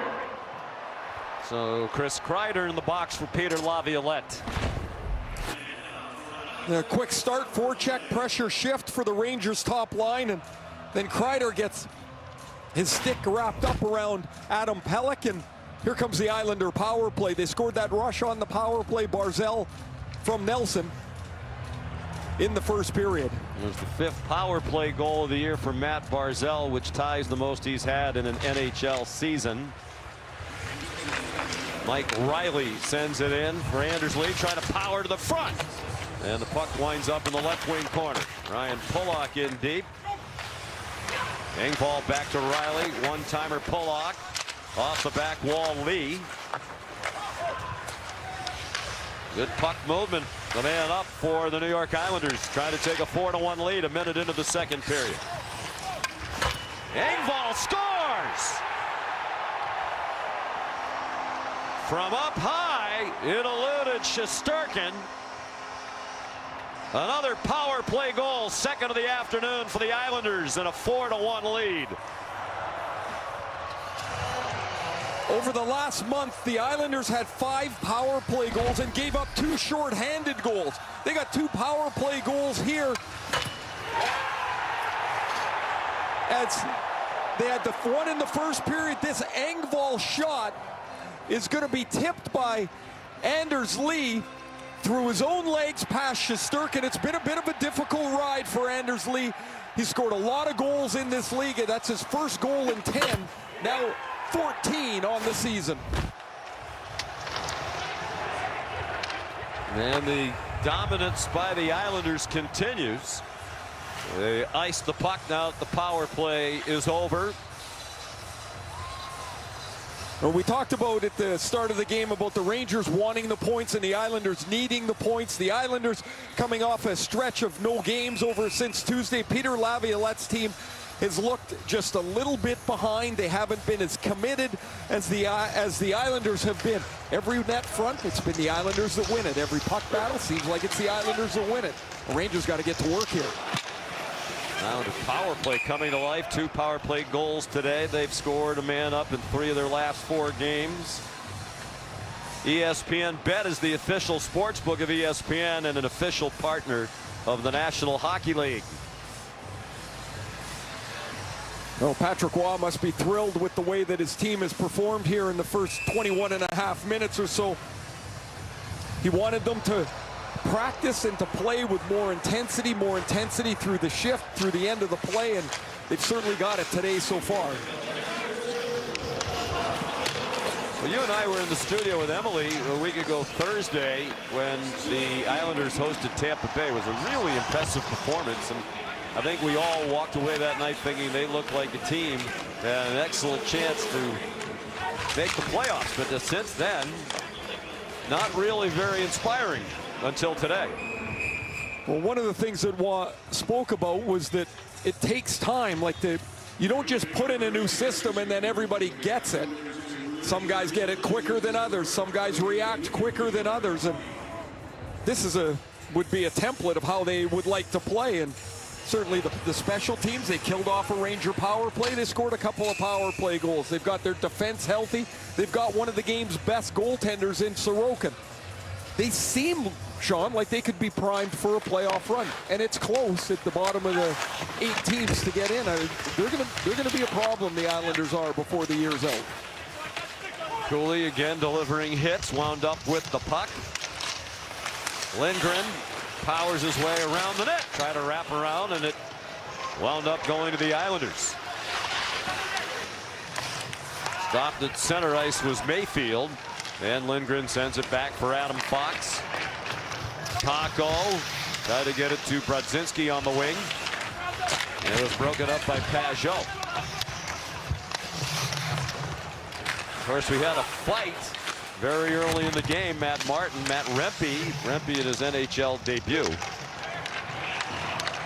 These 2 teams had played 6 games without a fight for the last one prior to the one today. November 24th, 2021, the last time there was a scrap. It was Pajot and Lafreniere.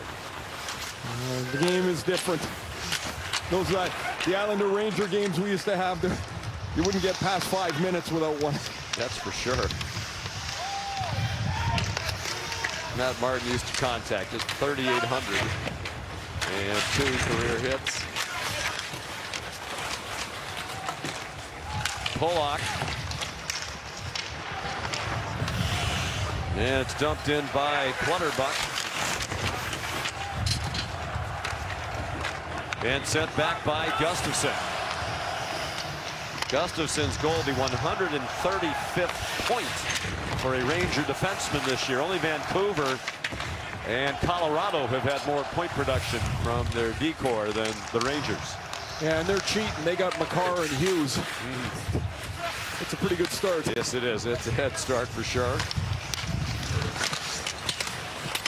Thrown right on net. Kreider finally able to scoop up the rebound. Still free. And poked wide by Zibanejad, who's now harassed by Dobson. Try to get it back to Kreider. And it's sent the length of the ice. That's 2 good shifts for the Rangers top line here. Zibanejad, Kreider, and Jimmy Vesey. Vesey had a great chance there, turned away. Last shift ended with that penalty, which the Islanders scored on the power play. Panarin rings one off the goalpost. 31 goals for Panarin, is one shy of his career high, his 7th in the league. And it's just his 2nd shot attempt of the game. There is a penalty here.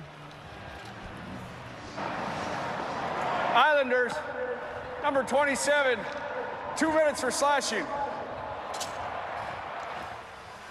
Anders Lee heading to the box. Little quick teaching moment here for Patrick Roy and Matt Barzal. There's the slash by Lee on the hands of Zibanejad. In the first period, the Rangers had a power play. They gave that power play away when Lafreniere took a penalty. This is their next attempt. They need one here. One for the last 22, a man up. Maybe the power play can come back to life against the worst penalty killing unit in the NHL so far this year. You have to watch out though for Simon Holmstrom for the Islanders when he's out there killing the penalties. He has 5 shorthanded goals this year, tied with Travis Konechny of Philadelphia, who played here last night for the league high. Panarin with some room.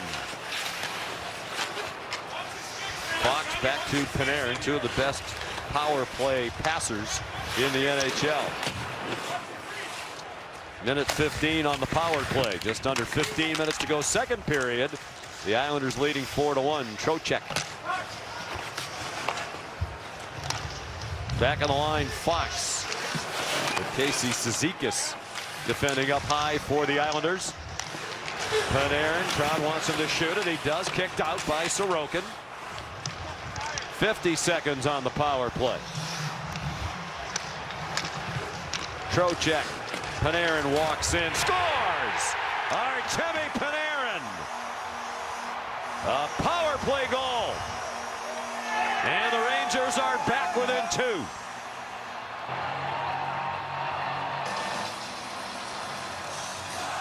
That ties his career high, 32 goals on the season for Artemi Panarin. We talked about him wanting to shoot the puck more this year. He shot it 3 times this shift. He hit the goalpost once, he missed the net once, and now he beats Ilya Sorokin through a Chris Kreider screen. Look at Sorokin, he's down in the butterfly trying to spread out, cover room, because he can't see it. Oh, you know what? This hits Vinny Trocheck's stick. Out high, that changes directions. I don't even think Trocheck's trying to deflect this.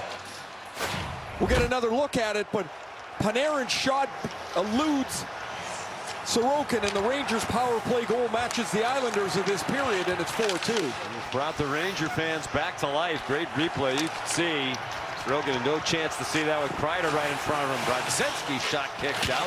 Then the follow-up from the point. Rifled wide by Keandre Miller. Oliver Wahlstrom went the other way. Pajot sends it back to the point. For a wrister that's high and wide, Mike Riley came in and couldn't control the puck. Holmstrom played it across. Both teams in the midst of the line change with under 14 to go in the second period. And an icing call against the Islanders. Every power play works the same way. It's movement, it's pucks to the net, it's traffic. And as they move around, Panarin shoots the puck. You see the deflection of Trocheck. He doesn't even see it. He's looking towards the net. Oh, actually, he is looking back at it. And there's the deflection off the bottom of his stick. It bounces down, and by Sorokin, the deflection, it'll be Trocheck's goal from Panarin. And the Rangers are back in it. 17th for Trocheck, who had one of their 7 goals against Montreal on Thursday night. They can score in a flurry. All 7 of those goals against the Canadiens came in the second half of the game at MSG. Here comes Panarin again. He will pick up a point, his 72nd. As you saw, that's 5th in the National Hockey League now in points. Lee's shot kicked out by Shesterkin. And now Barzal back into his own zone. Kucherov, McKinnon, McDavid, Pasternak. The only players in the NHL with more points than Panarin. Mike Riley, waived earlier in the year by Florida, picked up by the Islanders. They needed him. They had some injuries. And he has earned his spot in the lineup. He has stayed in, even with the return to good health of some of their regulars. 6th NHL team for Mike Riley. Engvall now circling. And a glove save by Shesterkin. What a great stop off the Engvall chance by Shesterkin. The Rangers back in at 4-2 on the power play. The shot from Rangers looking good. Finally, they figured it out. Rangers putting it together, getting one up on the board. It is listed to Panarin right now, but if they do change that to Trocheck, we will certainly do so. But as it stands right now, Panarin has the goal, his 32nd from Trocheck and Fox. What an coming here now in the second period. The Rangers finally starting to get some shots, putting some pressure on Sorokin, but Sorokin is looking real good. Welcome in, excuse me, welcome in everybody. Thank you so much for joining us today. Do me a favor, hit that like. If you haven't hit that thumbs up button at the bottom, give that a click. It's perfectly free.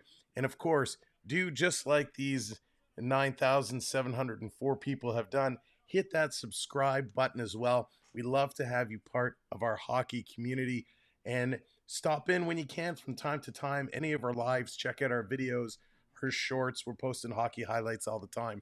So thank you so much. Janet, welcome in. Steph, looks like you got it figured out. If the gamble Steph isn't working, let me know and I'll see if I can get it fixed up. Sometimes it's kind of wonky, so if I have to make an adjustment, I will. Everybody who's hanging out here, whether you're chatting away or just watching kind of ninja in the background, you are earning points, and you can check your points at any time by typing !points in the chat. That will tell you how many points you've earned. You then can start bringing up your own graphics on the screen, like you've seen the Ranger graphics, the Islander graphics, the Leaf graphics, the Chuck Norris punching graphic. We have all kinds of different graphics, some hidden commands out there as well that you can use to play with throughout the game. And as well, channel members have access to custom emojis that they have to play along with. And look at that little shimmy. We're going to shimmy along with those guys. Going to shimmy it up, shimmy it up. Callie, what's going on? Welcome in. Thanks for joining us. Just don't spam the chat, but we're happy to have you join us along. Our mods are more than willing to help answer any questions you may have if I miss them. Let's get back to the game and see if the Rangers can keep this press on. Yeah, you'd probably have something in front of it, but you know, that will just has to stay there. I'll wait for another network. Bouncing puck, played back by Lindgren to Fox, who grew up on the Long Island, but grew up a Ranger fan from the family of Rangers season ticket holders. Jimmy Vesey waiting for help. Like Fox, a Harvard man. He won the Hobie Baker Award as the best player in college hockey while he played for the Crimson. Kreider, check, knocked down Palmieri, wound up with the puck. And he centered it, turned right over to Pierre Engvall. In wide, it's Shesterkin, who thought about playing it and then left it for Lindgren. Zibanejad got it forward for Lafreniere. Tried to spin off the check of Pajot and could not.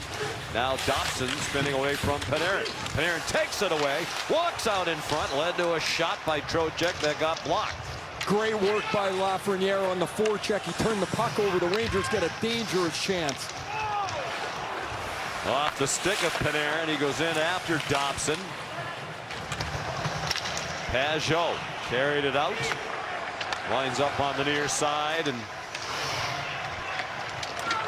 Romanov got forced back. Now Holmstrom. Bouncing puck down low. Lafreniere the other way.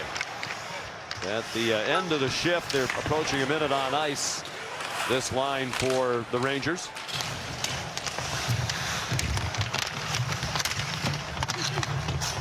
Lafreniere sweeps it in deeper. He'll finally go off. Trocheck centered, and it got turned over to Holmstrom. They didn't get it out.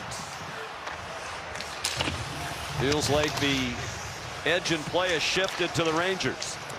And this is the time when, if you can take a breath, you're the Islanders, you still make a play. You still move it out of the zone. You don't just slap it away. Still find some composure. This is the moments of the game you find out a lot about your team. 65 comeback wins for the Rangers over the last 3 years. That's most in the NHL over that span by 5.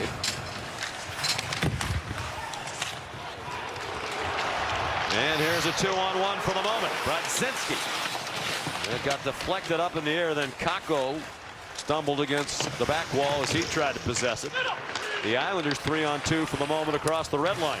Brodzinski back to make it a 3-on-3 and does great work to take the puck away. And then Barzal took it back. For Horvat. Barzal heads to the front of the net.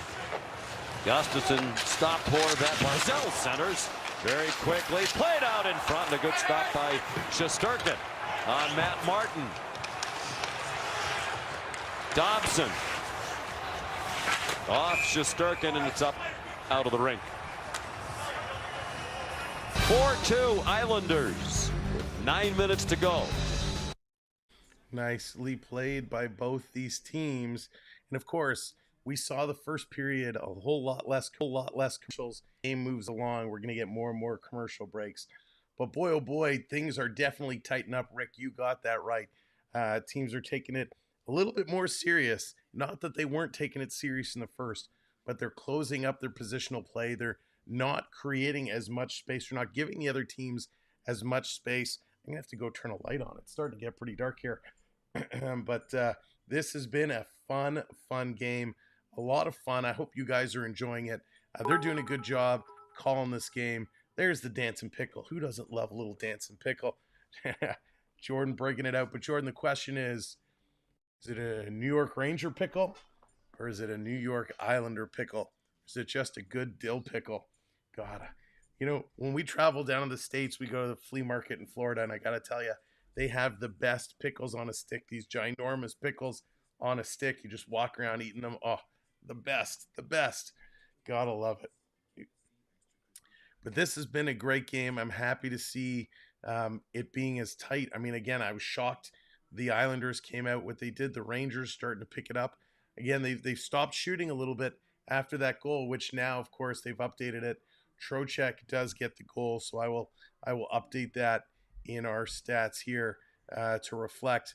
But they're just coming back from commercial break, so let's join them and get ready for the last kind of second half of this second period. Action, what strikes you? Thanks for watching. How loud it is when that puck hits the glass. I've had this opportunity once to sit behind the goal, and I'm so glad to let him see it, because you don't get to see the speed and to feel the strength of these guys unless you're this close. So it's pretty awesome. Yeah, Kaz, this is your second ever hockey game. What do you think? It's amazing. It's so fun. I'm having a great time. It's really awesome. And you just said the sound of the puck. Anything else? Just what about the physicality and the speed? Oh my God. Well, that's the thing. Look, this is the best sport to watch live, period. Hands down. I said it as a long-time hockey fan. Oh, no, son of a... I'm keeping it clean. I'm keeping it clean. Well, I don't want to see any action. I don't know if you've noticed with my hat, but I'd like it to be 4-2 the other way, but that's okay. We're good. No, it's the kind of sport. It's great to watch on TV, but when you go to a live game, this is an ad for the NHL, by the way. When you go to see a live game, this will be hard just walking around. But doing this on skates I mean, I know, I'm preaching the choir, but it's an unbelievable game to see live. Of course, the speed, the strength, and the size of these guys is pretty incredible. All right, well, Patrick, thank you for paying our bills. We appreciate it, and hope you guys enjoy the rest. Yes. Thank you so much. Go Rangers. All right, Emily, thank you. Thank you to Patrick and Cass as well. So those are by far the closest seats to the rink.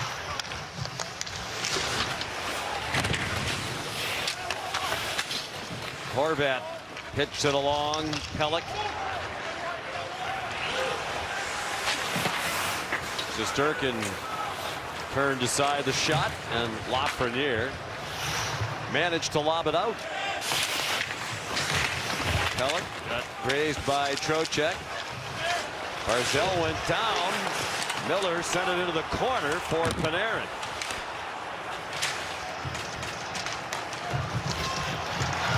Now the Islanders trying to race the other way.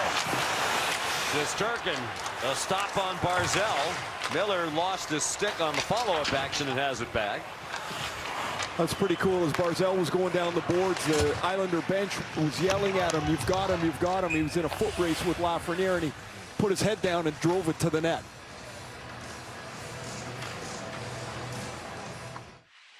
Get closer to... Oh, now they're doing the little in-game ads as well. So many ads, definitely getting their money's worth. But the Islanders, I mean, they figured it out. The Rangers had a little burst there, but they couldn't put it in. The Islanders turned it right back around. Let's go. Kaplan, Kevin Weeks. Dave Jackson, our referee, standing by in case there are any issues with the rules.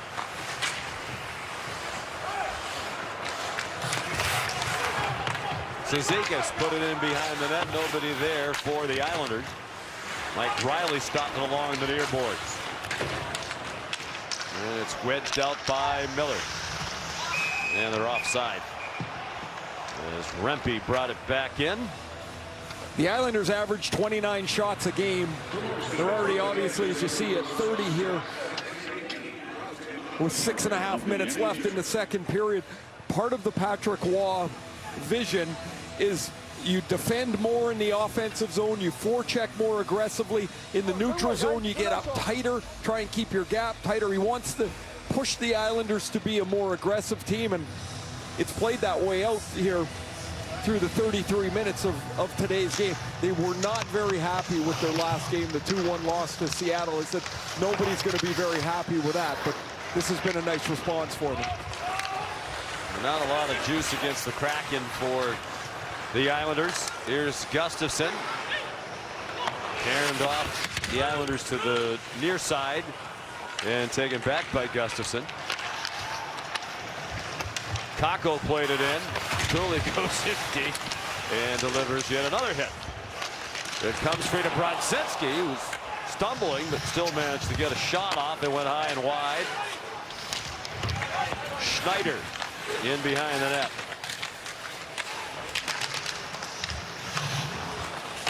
Gustafsson snapped it in.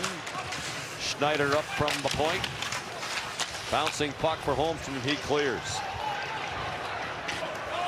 Holmstrom is the last first-round pick selected by the New York Islanders, and that was in 2019.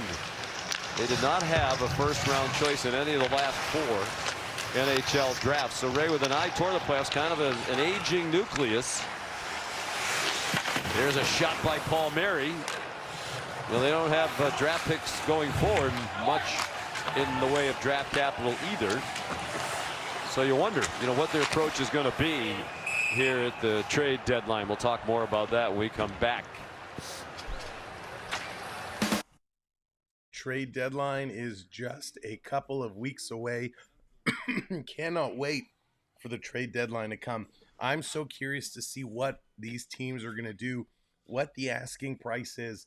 We've seen a few trades so far, and the asking price for players has been quite high. A lot of first-round picks out there. Of course, Calgary Flames looks like they're going to be unloading some defensemen, and their asking price is very, very high. Gunsel was on the trading block, of course. He just went down with injury and is out to be about 4 weeks.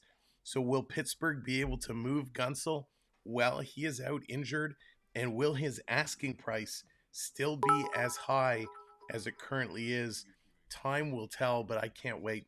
Trade deadline is always one of my favorite times of year. What we'll do, because trade deadline really goes on all day. And unfortunately, I can't sit on stream all day as much as I'd love to.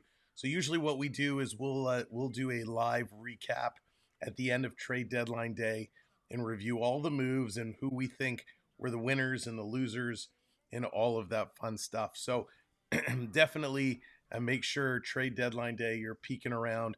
We also like to drop a lot of notes in the community section. If we see any massive deals done that we kind of get word of, we will drop those in our community section. Don't forget as well, we are on Instagram and Facebook. Our Facebook group has been exploding. What are we? Are we over? What are we on Facebook? Instagram, we're about 2,000 followers strong. So definitely come on and check us out on Instagram. Facebook, we're 2.3 thousand followers on Facebook. So definitely check us out. We post some good reels and stuff and information on our Facebook and Instagram as well. Just search the Samwelb B12 Experience. You will find us and give us a follow. All right, let's get back into this game. 5 minutes to go in the second period. The Rangers still pushing for the comeback, but the Islanders holding them at bay. Both on the power play, giving them 35 power play goals for the season. That matches the Islanders' total from all of last year. Last year, they were a decent penalty killing team, not good on the power play. It's the other way around this year. And if they're going to make the playoffs, Ray, that penalty kill has to get better. You can't be last in the league. Or at least you can't be 71.7%. Right, at some point, like, you're never going to change the percentage. It's going to stink till the end of the year, but you almost have to draw a line in the sand and say from this time on, we need to be an 80% penalty killing team, because that's not going to get it done for them. Here's Kreider. Cross ice behind Vesey. Fox in deep.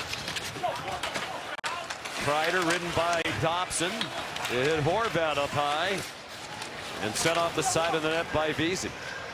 If you were Lou Lamoriello running the Islanders, what would your approach be at the trade deadline? To me, it looks like a team, Ray, the Islanders, that could make the playoffs, but realistically, are they a Stanley Cup contender? Well, their view is going to be they're going to add. They're not playing for the future, and I think that's pretty clear. The trick becomes, how do you add when you don't have a lot of draft capital? Here they come with numbers in their favor, and a glove save by Shesterkin on Brock Nelson. Really good shot, terrific save by Shesterkin as Nelson holds the puck. He can really shoot it. At 6'4", he can get the puck away from him and sling this up top. And Shesterkin, we've talked about earlier, has been beaten over the glove more than any goaltender this year in the NHL, but he keeps his feet long enough, keeps his glove in position, and makes a terrific glove save. That's a hard shot because it's tight to the ear of Shesterkin, so you got to get your glove in tight, and he makes the save. We mentioned Shesterkin's better lately, but today's the 13th time this season that Igor's given up 4 goals in a game. That's the most games of 4 goals or more allowed in a season in his career. And still about a third of the season left to be played. Jonathan Quick has been terrific, sharing the net with Shesterkin when it looks to many like Quick might be at the end over the last year or two. He's had a resurgence in his first year on Broadway. 4-2 Islanders, final 4 minutes of the second period.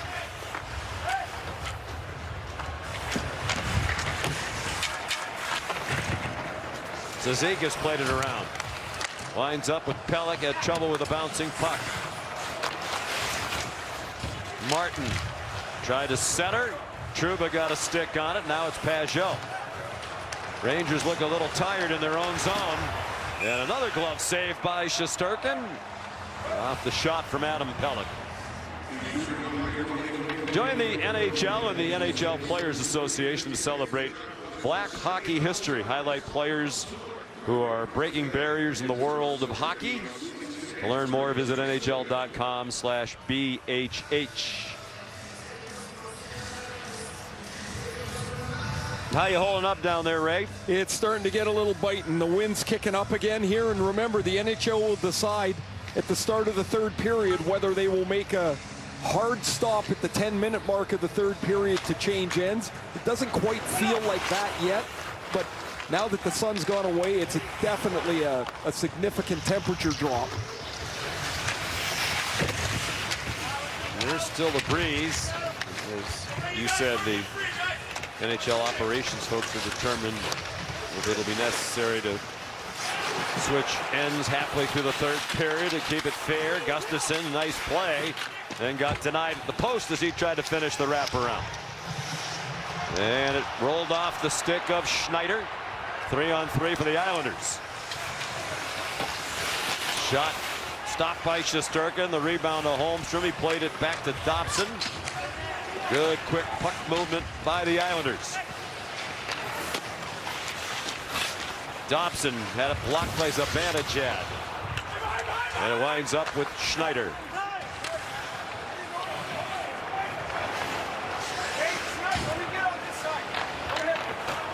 Braden Schneider, still just 22 years old.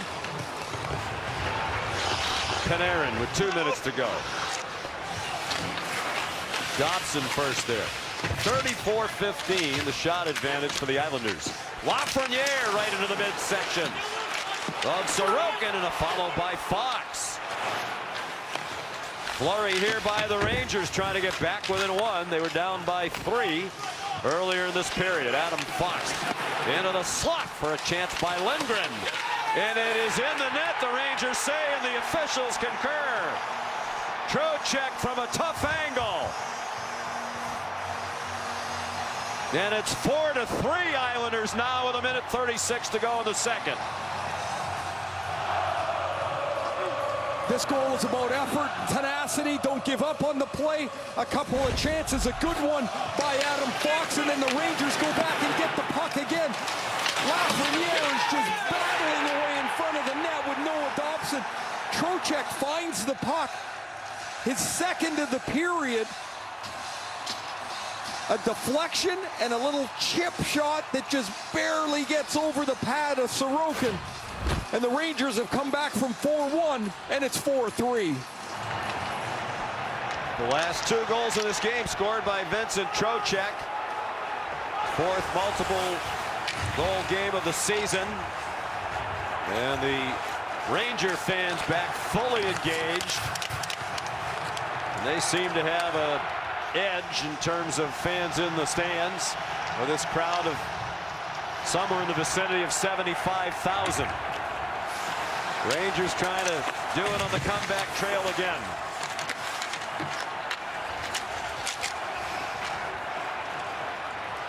No minute to go in the second period. Get the sense the Islanders would just like to get into the warm dressing room with this lead still intact. Shesterkin, another save. He's been sharper lately. Thursday on ESPN, we have the Capitals of the Lightning at 7. And on ESPN Plus, the Predators at the Kings. That's Thursday. The NHL. 17 comeback wins for the Rangers this season. 3rd most. Only the Devils and Stars have more. They have 18 each. There are the games we were just telling you about. Capitals and Lightning, they get it started on Thursday. Sometimes even the graphic machines get a little cold, Ray. They do. I'll be in Tampa Thursday. I think it'll be warmer. You'll be a little warmer than you are right now. Kreider battling in the corner with a couple Islanders. Kreider wound up with the puck, back for Fox, snap toward the net, and a save made by Ilya Sorokin. The last 10 minutes or so, the one thing that stood out to me is the Rangers are starting to win a few more puck battles around the end boards. Kreider wins this one, then gets to the front of the net, and this shot actually deflects off of Romanov. That's a tough save for Sorokin, as he's able to corral it. You see Kreider turn around quick. He's looking for any loose change that might be there. Face-off controlled by Nelson. The last couple of Ranger goals, Trocheck on a power play from Panarin and Fox. And then Trocheck from Lafreniere and Lindgren. That one was at 18:24. Rangers still pressing, final 10 seconds of the period. Nelson up the boards. They didn't get it out. And that one from the point winds up wide. The Islanders could really use the end of the period. Fox came in, delivered a little bump that seemed to be after the whistle. And that has drawn the ire of a couple of the Isles. But a very good finish to the second period for the New York Rangers. Yeah, a solid 4-1 lead for the Islanders. Then back on their heels, the Rangers get back. A power play goal by Trocheck, a 5-on-5 goal by Trocheck, and we go into the third period at 4-3, and really seems like the Rangers have a little bit of momentum. We'll see what the intermission does to that. They know based on the history they can come from behind. They're in search of their 7th straight win, trying to extend the longest current winning streak in the NHL. Kind of cool, these long runways to the locker rooms as well, the spacious locker rooms, the football dressing rooms. You see the Rangers kind of like in a traffic jam, they're all putting skate guards on, so they walk from that position. They get the guards on by the equipment managers, and then they walk down the runway to protect their blades. Here's Emily. Hey guys, I'm with Captain Anders Lee of the New York Islanders. Anders, just being out there, what are some of the nuances that feel different than a typical game? It's just you got some wind in your face. You feel that a little bit. Ice is just a touch enough different, and there's no one on top of you when you're talking about the fans. But what a surreal experience today. It's pretty great. What do you guys need to do here in the third? We just got to hone it in a little bit. Played a really good first half of that period, got after it. They gained a little bit of momentum and put a couple in, but we got 20 minutes here to have a great game. Thanks, Sander. Week C, who do you got? Thanks so much, I'm standing by here with Mika Zibanejad. Now, Mika, you guys were able to turn the tide and just cut the deficit to 1. What was the key there? I think we played with more intensity. Played with more desire to win and play better than we did in the first, and I thought we had a great response to them, even scoring the first goal in the second and just battling back. And what are you looking for here in the third, the key component to your group to even this up? Same thing, and obviously a little bit better, but I thought the way we played, pretty simple, and then try to just get pucks to net. The ice is not the best at times, so the easiest and best option sometimes you just put it to the net and go there, and we got rewarded for it, so we just got to keep doing it. Thanks so much. Best of luck. Thank you. Sean, up to you. You know it's a taxing sport when you can sweat. Wow. I mean, what a turn of events. The Rangers starting to come back from behind again. They brought it within 1. What a great period for them. Showing some signs of life. Howie's got the game. Welcome in, Howie. Great to have you here. Thanks for being here. King, what's going on? How many power play points does Nelson have today or overall in general? I think he's just got 1 today. But Brock Nelson, man, he's solid. He's somebody I'd love to see come to Toronto.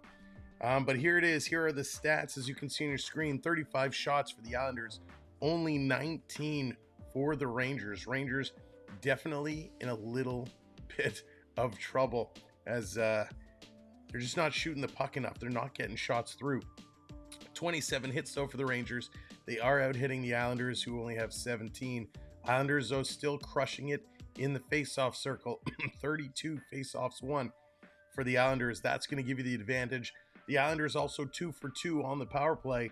Rangers going 1 for 2. 3 giveaways apiece. Takeaways are just about equal, and block shots pretty darn close as well. So it has been a pretty evenly matched game. The Islanders, though, of course, with the lead in shots, is why they lead in goals. Now, if you're asking about power play points, overall, Brock Nelson, he's only got 1 today, but he's got 13 power play points in total this season. Brock Nelson does. By the way, he's got 1 shorthanded point, and that was a shorthanded goal. But Brock Nelson, he's bringing it. They are playing well. Your goal scorers in that second period, it was Anders Lee, his 14th from Engvall and Riley. Vinny Trocheck with the first of 2, his 17th from Panarin and Fox, and then his 18th from Lafreniere. And they've now added Lindgren on as an assist there. So the Rangers getting some life, coming back from behind, trying to make a game of this, and they're doing just that. Of course, the Rangers, you can never count them out. They are a solid hockey team, and boy, oh boy, they are looking good. Victor, what's going on? Welcome in. Welcome in. Whether you're a Rangers fan, an Islanders fan, or a fan of neither, you just enjoy hockey and you want to hang out, welcome to the show. Thank you so much for being a part of what we do. Of course, make sure you tap that thumbs up, hit that subscribe button, because it helps us out immensely. This is always a fun day in hockey. Anytime we see these outdoor games, it's a great show. The NHL does a really good job. Of course, they struggled a little bit today, battling some weather conditions with the sun, the direct sunlight on the ice. So this game was delayed about 45 minutes or so. Hayden bringing out the Coyotes. Hayden, we're going to see the Coyotes a couple of times this week. If you're a Leaf fan, we are going to see them twice, as we're going there next week, and then we'll see them return here to Toronto.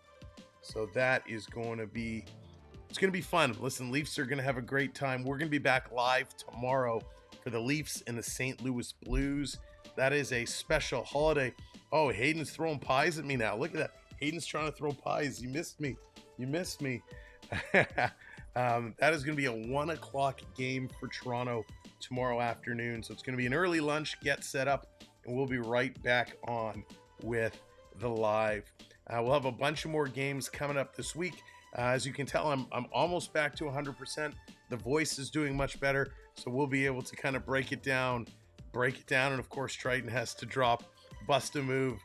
Not going to be busting that much moves anytime soon, but yeah, we'll be back to our regular type of broadcast where we like to call our style of play-by-play, and that's going to be coming up very soon, as we get closer to 100%.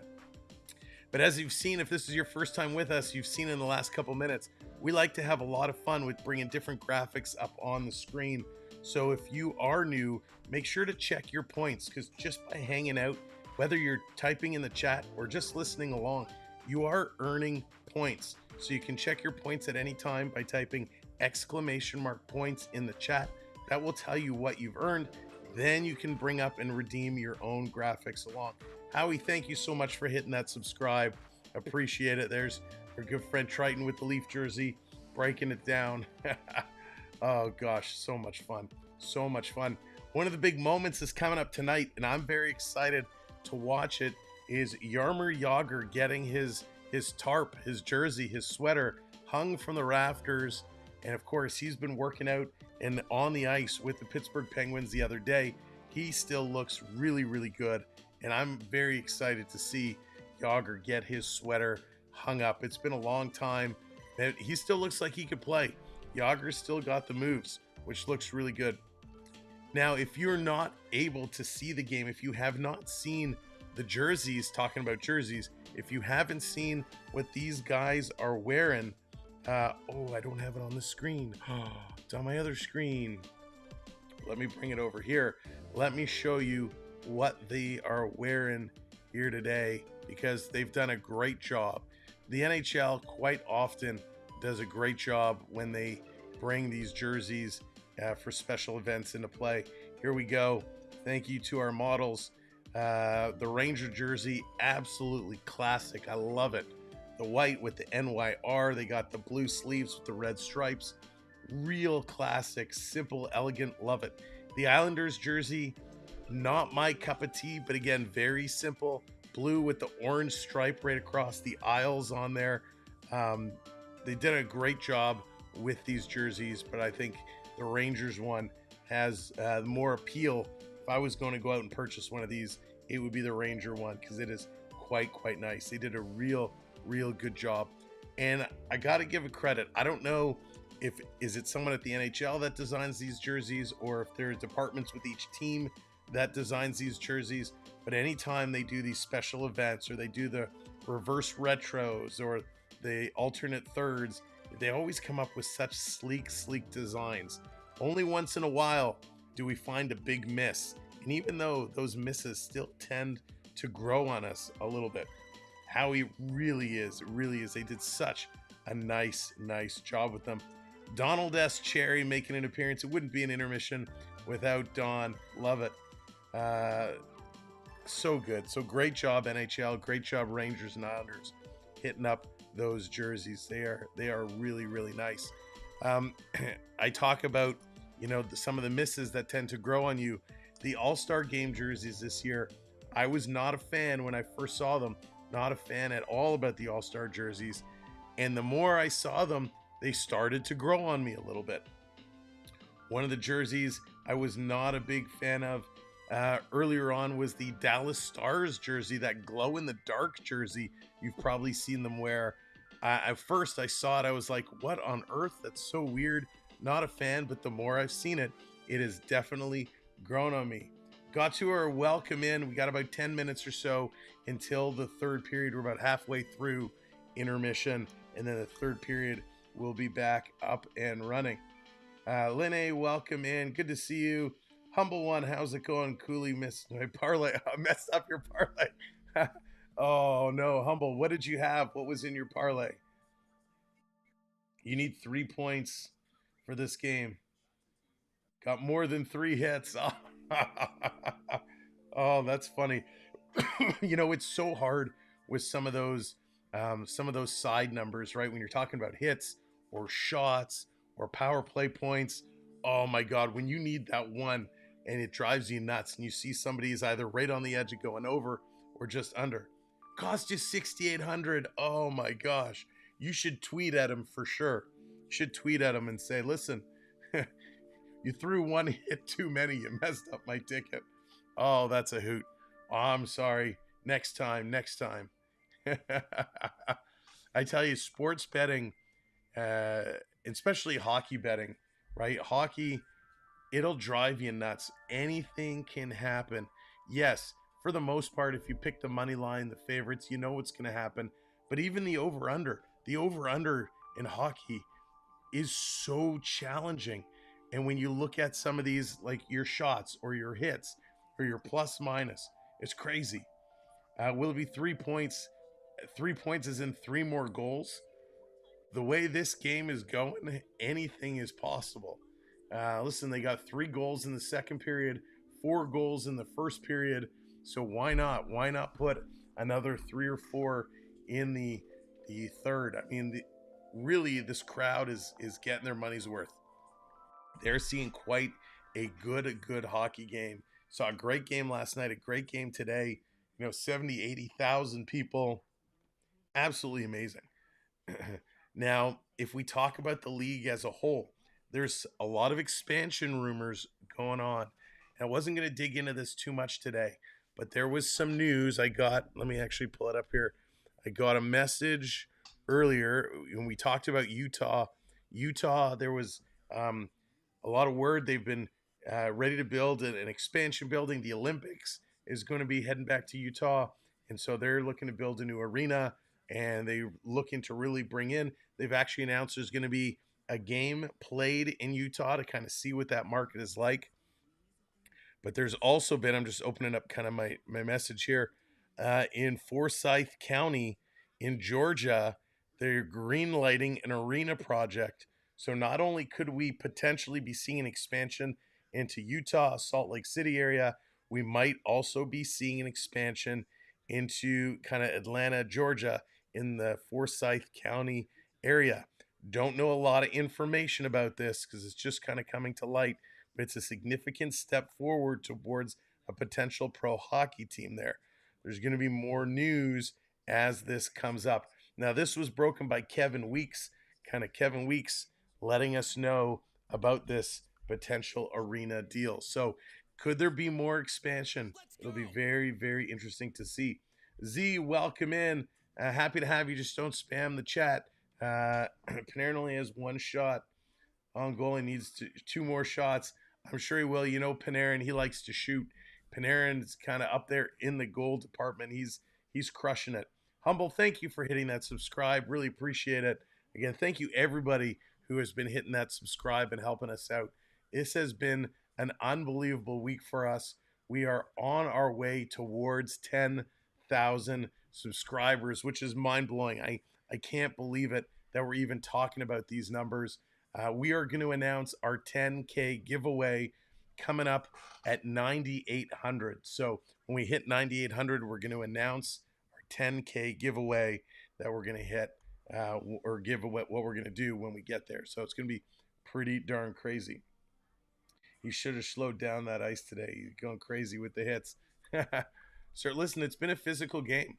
It has been a physical game. These teams definitely getting in there. 27 hits through 2 periods is up there, right? They're certainly throwing the body around. This goalie, what's going on? Let's go Islanders. Islanders, you know what? The way they came out and started this game, I thought they were taking this one. They were not letting up. The Rangers have clawed their way back, and they've done this before. The Rangers have certainly done this before. They are no stranger from coming from behind. They are going to put all kinds of pressure coming out into this next period of play. Now, Vinny Trocheck, who's got 2 goals today, scored the second time in the second period to bring the Rangers within 1. Rangers can become the first team to win an outdoor game after facing a 3-goal deficit. So again, the Rangers, if they come back and win, will become the first team in an outdoor game to come back from being down 3 goals, which is pretty crazy. the Rangers and Islanders now combining for 7 goals so far. What does this say? In total, 15 goals through 2-day span. So far between this game and the game last night where the Devils and Flyers put up a total of 9 goals, this now through 2-day span are tied, or now they'd be in the lead for the most goals outdoor in consecutive games. Sam, that's not English. These 2 games, last night and tonight, have now taken the lead for the most goals scored in consecutive outdoor games. Wow, that's a mouthful. Let's get away from some of these stats. It is crazy. The Rangers entered that second period tallying by 2 goals. They have 19 comeback wins in there have been 19 comeback wins in 40 NHL outdoor games to date. Nearly half. That's crazy. So 19 comeback wins. So the Rangers are certainly in familiar territory for some of these teams at the outdoor games. Now that includes 6 multi-goal comeback wins and 8 wins by a team that faced any third period deficit. So the Rangers still have the ability to get in here and kind of put this one away. It's going to be interesting to see. Lucas, how's it going? Welcome in. We're 4 people watching over here. We have 100. That's right, Curtis. This is the place to be. So we thank everyone for coming over and hanging out. And for those that are new, I apologize. I haven't actually introduced myself. My name is Sam. This is the Samwelb 12 experience. Why on earth do I call it the Samwelb 12 experience? Well, because it is an experience. We like to have a lot of fun here. We like to hoot, holler, trash talk, just have a good time. And we like to actually talk to our community and engage. So we welcome you to come in. If you've never been in our chat before, come on in, say hello, introduce yourself, let us know where you're watching from and which team you are cheering for and who you want to see win this hockey game. We appreciate you all so much for giving us this chance on this Sunday afternoon. Of course, we'll be right back here tomorrow, Monday at 1 o'clock for the Leafs and the St. Louis Blues. That is going to be a good one. Those 2 teams played not too long ago. In St. Louis, they need to get themselves going. So does Toronto. So I expect that game to really kind of be a hard-hitting one. St. Louis Blues, they're sitting at 60 points, currently 8th in the Western Conference. Toronto 5th in the Western Conference with 66 points. So you know that one is going to be a battle. And if we look at the wild card, St. Louis currently is just hanging on to that wild card position in the West. Nashville biting at their heels, just 2 points back. And St. Louis does have 1 game in hand there. So you know they are going to be looking to move ahead and get that. Thank you so much for hitting that subscribe. Really, really appreciate it. Thank you, thank you, thank you. Islanders are going to take this one. Prep says the Islanders are going to take it. Boy, I don't know. Will they? It's going to be a great, great finish. So Josh Manson, you know, I haven't followed him too much, to be honest. Let's just take a little quick peek, see what Josh Manson has been up to this year. 50 games played, 18 points, and, you know, it's a far fall from his career high of 37 points. You know, Manson's been around a little bit, played for the Ducks, now over on the Avalanche. He is averaging about 17 and a half minutes on ice, which is kind of down from where he previously was. So, you know, it depends what you're asking. Do I think Josh Manson is going to step up and explode for a ton of points? No, I don't. Is he going to be a, you know, depth defenseman? Yeah, I think he will. I think he'll be able to hold down his fort. I don't think he's going to get you a ton of points. He is a +4, which is a good thing. So I think he's decent, but he's not anything spectacular. Shall we say it that way? Tanya, how's it going? Tanya's going for the Islanders. Welcome in, Tanya. Islanders are the best. Matty Barzal, I tell you, I love Matty Barzal. He's looking so good. It was just 4-1. I have money on the Islanders. JJ's hoping the Islanders can hang on to it. Welcome in, JJ. Thank you so much for being here today. Appreciate it. Dara, how's it going? Watching from New Jersey. If anyone is search for the game, well, welcome in, Dara. Thank you so much for giving us a chance and coming in and saying hello. Really appreciate it. Intermission is going to be wrapping up shortly. As soon as we see them kind of coming back on, we're going to flip back over to this game.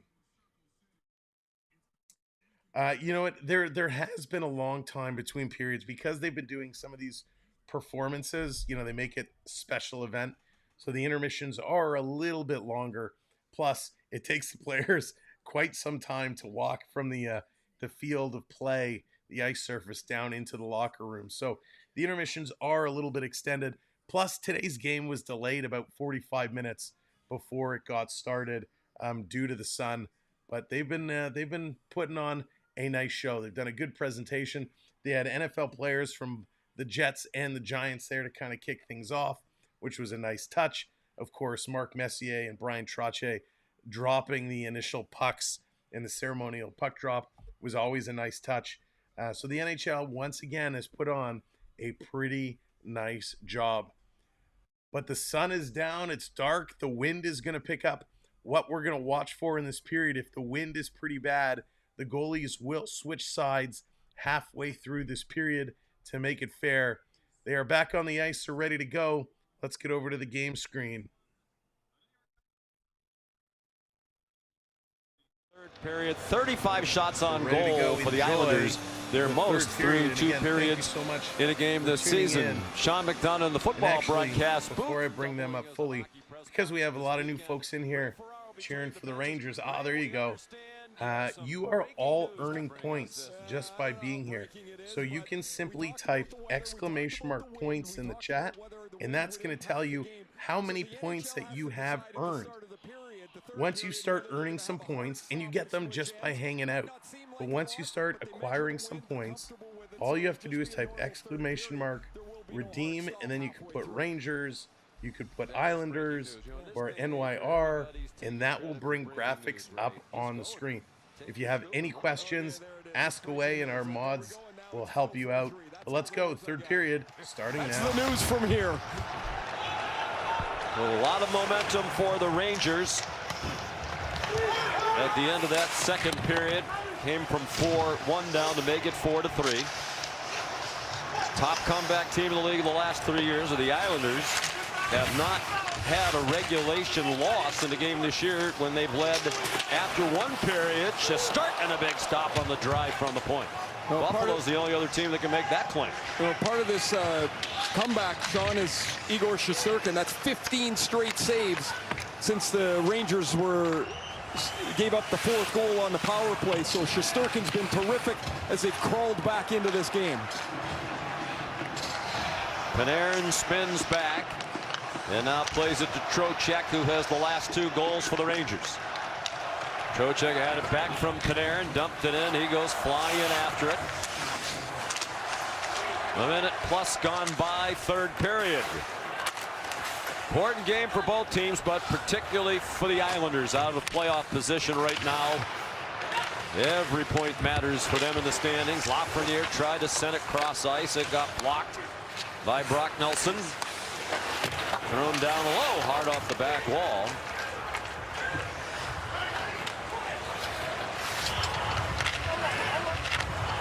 At center ice, Pierre Engvall snaps it in.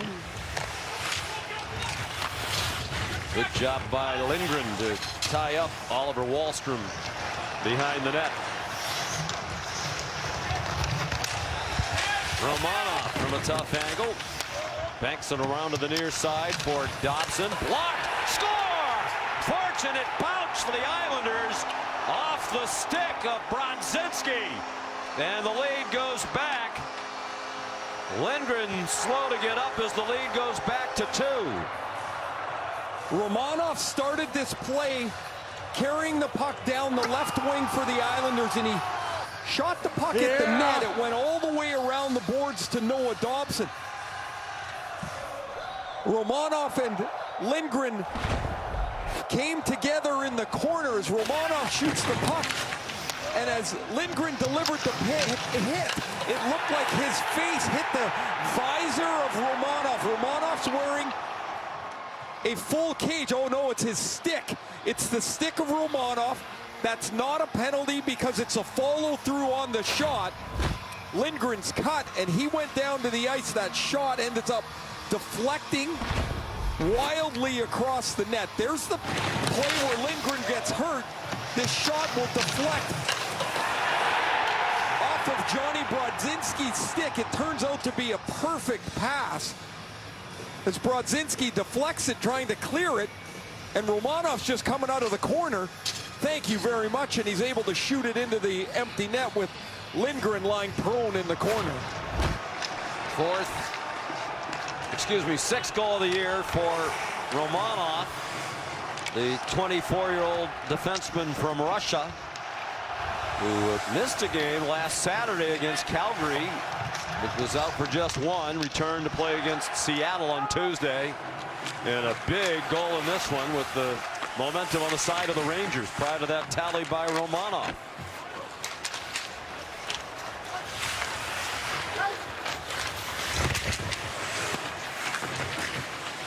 Lindgren has gone to the dressing room.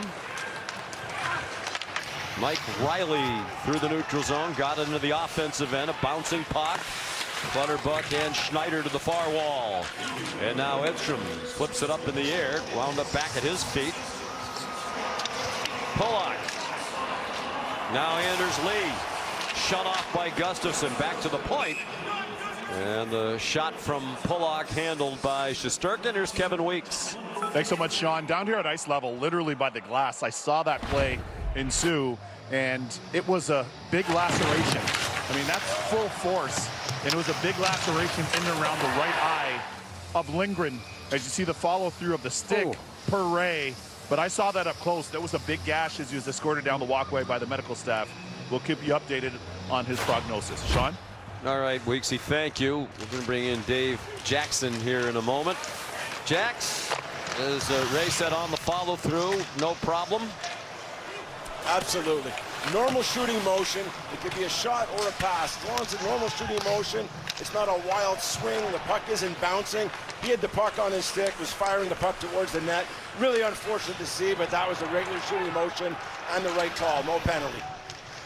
Romanov the goal, his sixth from Dobson. Third assist for Dobson. Oh, Trouba went through the middle. He was looking for Nelson carrying the puck. That's the game changer Trouba's looking for there. One of the great delivers of open ice hits in the National Hockey League. 139 hits for the year coming in for Jacob Trouba. Always among the league leaders in hits and block shots. Paul Mary sizing up the situation, put it on net. Nelson sent it back to the line. Dobson moved it quickly for Romanov. It's an excellent defensive pair. Dobson, he was plus 20 starting the day, best on the Islanders. Romanov was plus 15, second best. The other four defensemen who dressed this afternoon for the Islanders are all minus for the season. Romanov, his clearing attempt blocked. Cooley in aggressively on the forecheck. And that goal has really taken the Ranger fans out of it. They've got to find some energy, something positive to happen here.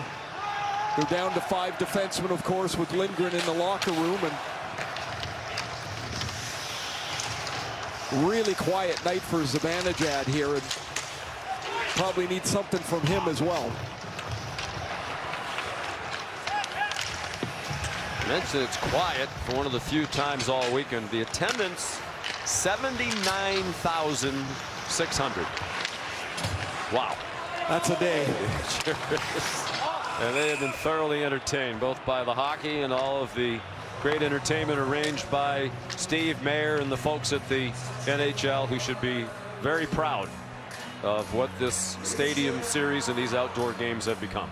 Well, just to watch the scope of this thing and putting it together, the concerts, the hockey, the way they've dialed in the arena and the ice, and this many people in the metro area coming to the games this weekend has just been amazing.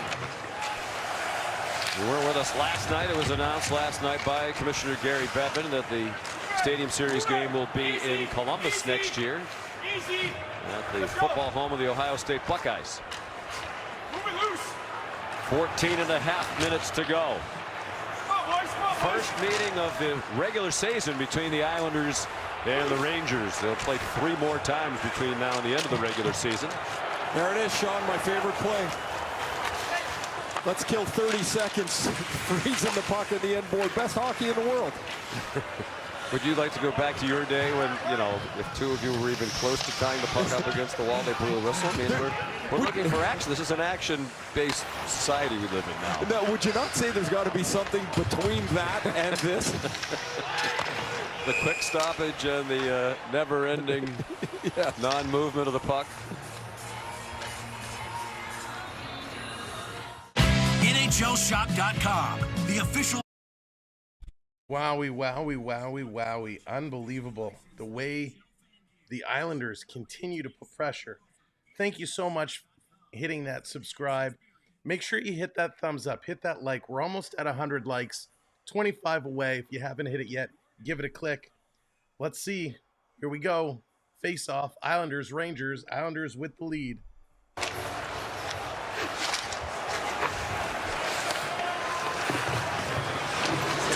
Here's Panarin.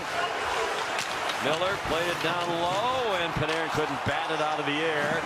Thrown toward the net by Fox. Rebound free. Panarin circles and had it blocked by Scott Mayfield.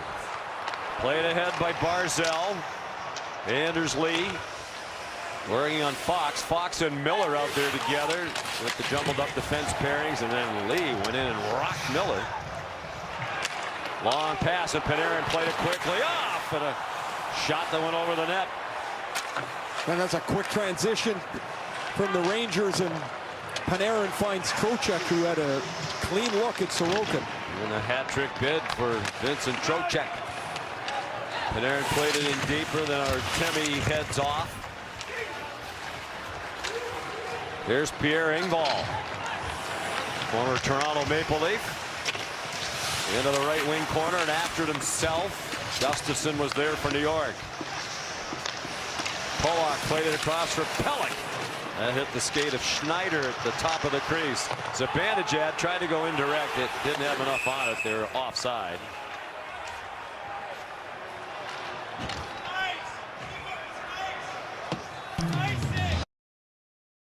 All right, now it's the third, so you know all the commercials are going to start to pile up. You know, it's an interesting debate talking about full cages versus the visors. You're right, it took a long time for helmets to come into play, then the visors. But it was real interesting listening to Sarah Nurse talk about the debate between visors or cages for the PWHL. And what she says is, look at my face. I don't want to be cut up. I don't want the scratches, the broken noses, the broken jaws. She was very concerned, and again, I don't mean it in any other type of way, but she was very concerned that the looks of her face would be highly impacted, and they certainly would. A lot of the women in the PWHL do a lot of work out there, right? They go to a lot of events, and a lot of them want to be in you know, to look prim and proper, and you know, if you take away the cages and put visors, they're going to start getting cut up and banged up. And I don't necessarily think that's the best thing. But neck guards needs to come into play. I was at a house league practice the other day, and it was a practice. And one of the kids on a team, and I don't know the team and I don't know the kids, but this kid was maybe 15, 16 years old. And he's skating around with, they looked like really old shoulder pads, if he was wearing any shoulder pads. And he had no neck guard. His whole neck and his whole chest was wide open. I don't care who you are and how good you think you are. If you are playing house league or select or even single A, the lower rep divisions. You need to have your chest and your neck covered. Even though you may think you are a great superstar, all it takes is somebody to fall and trip or you to run into somebody and you're going to get hurt bad. So I'm tired of seeing kids not properly protecting themselves. And it all starts in the national leagues. These guys should have neck guards. They should be covered up. They make the Under Armour shirts now where you get the neck guard kind of sewed right into it. Simon Benoit wears a guard built right into his undershirt. That's what we need to see. Prep, that's really funny. All right, let's get back at it. Thank you for smashing those likes, hitting those subscribes. Third period, let's go. Pretty entertaining, actually. If I'm not mistaken, our pal Kevin Weeks is involved with that. And Drew Carter. Here's Schneider, long pass, didn't connect. It did hit a Ranger stick to avoid an icing call. It came out in front. Panarin couldn't get wood on it. This has been the most dangerous Ranger line here, and we just had a chance in the last shift with Trocheck in tight, and the Islanders trying to get up tight against them so there's no room in the middle of the ice. Ryan Lindgren still not on the New York Rangers bench. Under 12 minutes to go. Islanders leading 5-3. They had 1 point, a 3-goal lead. Trailed 1-0 out of the gate on a goal by Eric Gustafsson very early on, but then 4 straight goals by the Islanders. Rangers got to within 1, and then the big goal a moment ago by Romanov. Pajot.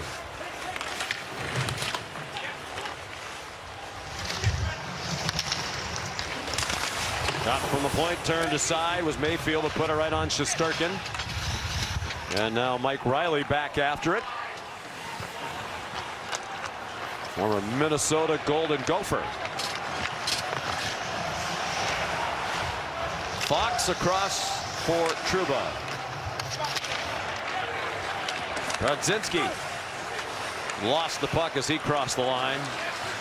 And Clutterbuck forced back by Cooley, who would hit him if he could. 173 hits for Will Cooley in his rookie year, leading all rookies.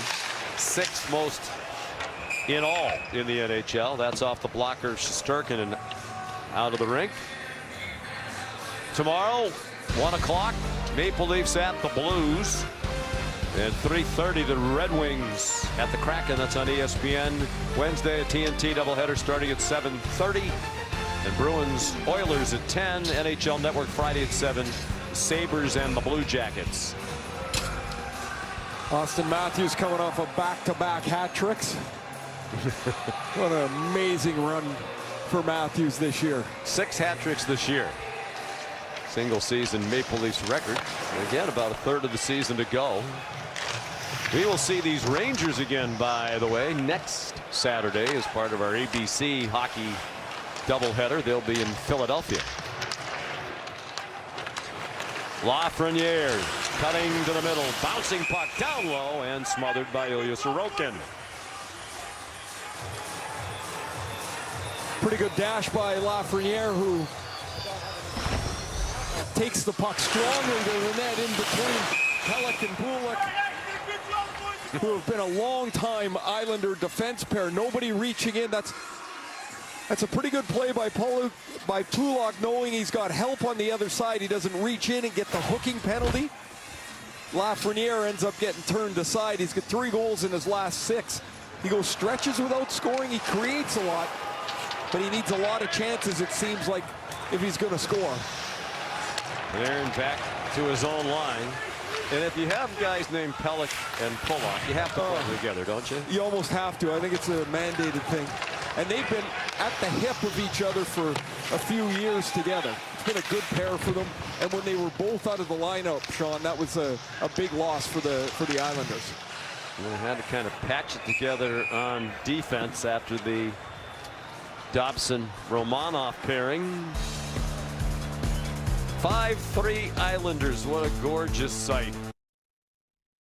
Oh boy, oh boy, oh boy. Well, the game certainly has slowed down as both these teams not taking the chances. They're trying The Islanders trying to hang on to this one. The Rangers trying to get back in there, but they need to pick up the shooting. The Rangers have only had 3 shots in this period. When we break it down, Jacob, what's going on? I assume the game is over. Jacob, did you win? The Rangers in the first period had 7 shots. The Islanders 18. In the second period, the Rangers had 13. The Islanders had 17.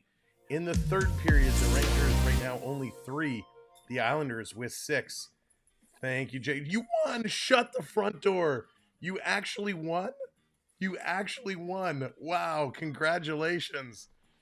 Jacob and his team won their first playoff game. Congrats. Wow. I can't believe it. Way to go, Jacob. That's awesome. You'll have to tell me about it later. Very cool. Stick taps for Jacob on his playoff game win. That is huge. Oh, Ian, my pleasure. Yeah, you know, we've seen Malarchuk was bad, but we've seen a lot of issues coming around. It was all because of the Austin Matthews prime. That's funny. There have been a lot of very serious neck injuries. There was one on Hockey Night in Canada. They interviewed a player. He was playing at the MasterCard Center where the Leafs practice. They were playing some shinny, and he had a guy fall on the boards, and he got his throat cut. And he was lucky the Leafs medical staff were there to take care of him. So I don't care what level you're playing at. Neck guards should be mandatory. Whether you agree or disagree, it's all a healthy debate. 10 minutes left to go in the third period. 5-3 Islanders with the lead. Can this Islander team stun everybody and pick up these important points? Or will the Rangers come back again? Let's find out.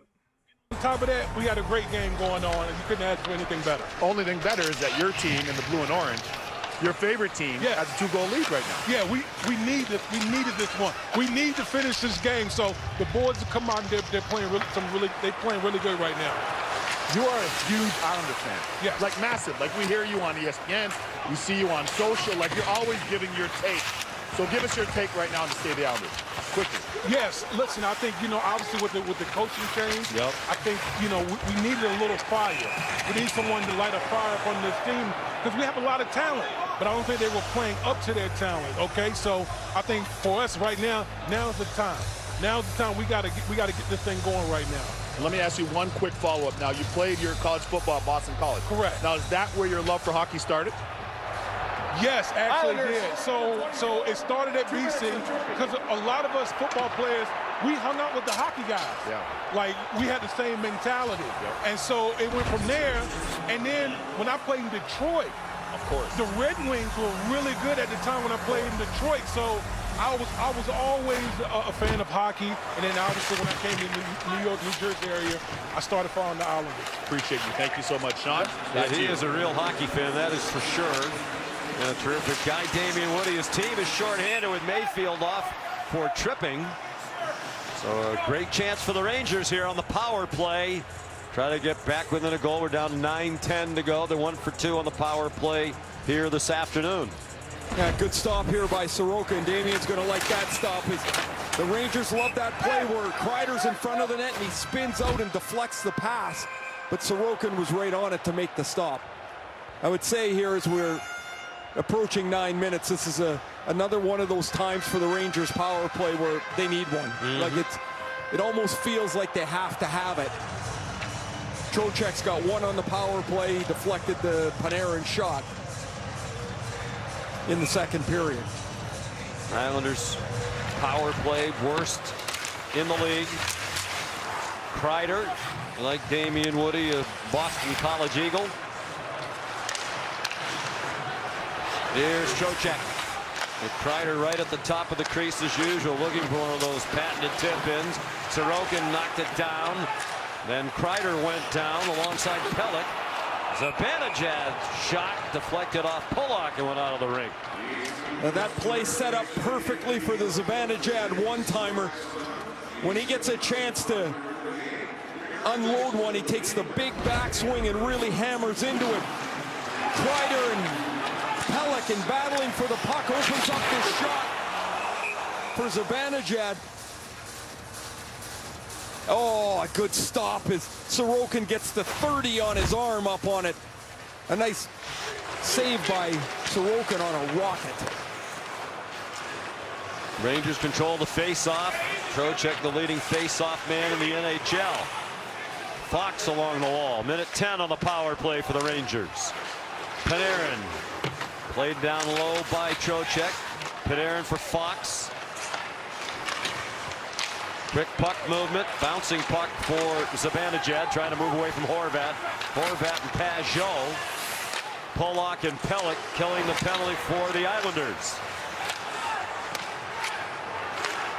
Panarin down low, Zibanejad. One touched it off but missed the target. Fox, Panarin, Trocheck. Winds up in the corner. What a read by Sorokin on that stop. And Trocheck didn't get enough on the pass, and it's cleared out. 5 shots on goal in this power play. Sorokin has stopped them all. 24 to kill for the Islanders, and some of that time will come off as it shot the length of the ice.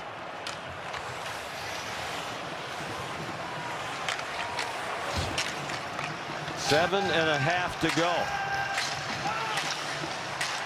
2-goal lead for the Islanders. In major need of 2 points in this one this afternoon. Mayfield is out of the box. The Islanders at full strength. The puck's in the crease. And Brodzinski couldn't whack it in, and then the net came loose. Really good kill, mostly by Ilya Sorokin in the Islander goal. As he made a couple of really difficult saves.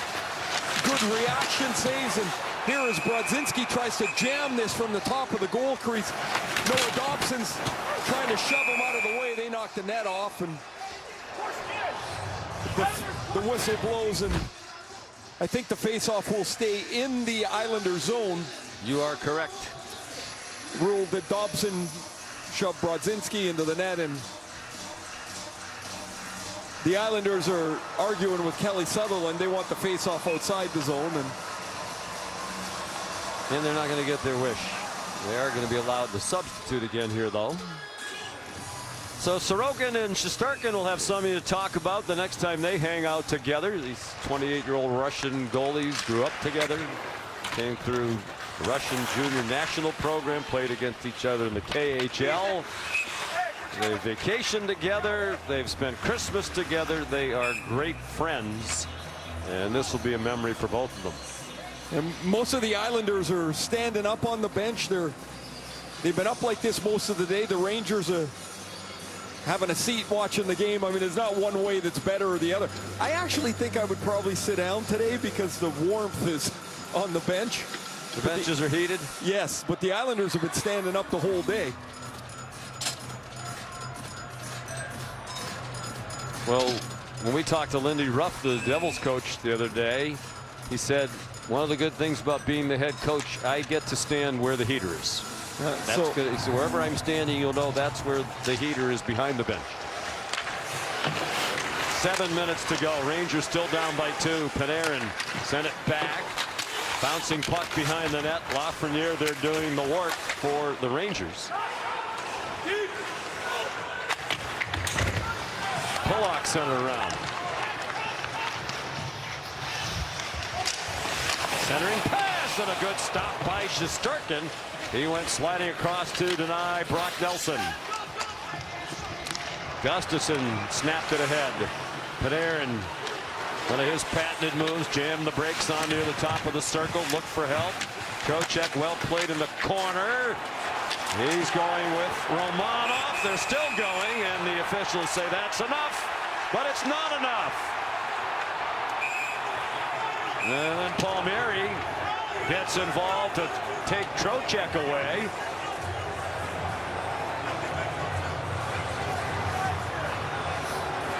As they separate them here, Romanov still arguing, this time now with Lafreniere, and Trocheck is still wrapped up in there as well. As Trocheck wants to continue this. Yeah, Vinny Trocheck is going bonkers. A lot of physicality down here, and certainly in this battle in New York.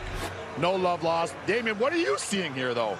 You were jumping out of the... Hey, listen, let me tell you something. I was about to jump on the ice myself. I was thinking maybe they need another goon out there on the ice. I'm ready. You thought you had the line of scrimmage. Oh, man, Sean, back to you. I think Damian would find that his balance went out the window as soon as he hit the ice, Weeksy. Ray, would part of this conversation be, Romanov has the full face shield on there. Of course it is, because as they're punching each other, You're punching the shield. You're punching the shield and you're getting punched in the nose, and they're still arguing away in the penalty box, and 2 minutes each is going to be the call. So we'll go back to 4-on-4. The Islanders scored 4-on-4 in the first period. Bo Horvat on the first of Noah Dobson's 3 assists. I would think right now, Ray, this is a good thing for the Rangers, right? A little more open ice. They need goals. So this would increase the possibility, you would think, for either team to score. Well, there will be some open ice. If you can get control of the puck, you're going to get your D up the ice and make your opponent try to defend you. The Islanders have it first. The Rangers' best face-off man, Trocheck, in the penalty box. Miller fell down as he turned the corner. Here's Kreider, very good skater for a big man. Left it for Zibanejad, who handed it back to his longtime running mate, Kreider. DeAndre Miller up deep.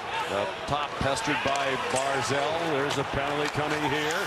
It'll be against the Islanders. Shesterkin has come out of the net for an extra attacker. Islanders in no rush to touch the puck as the clock is their friend. And finally, the whistle.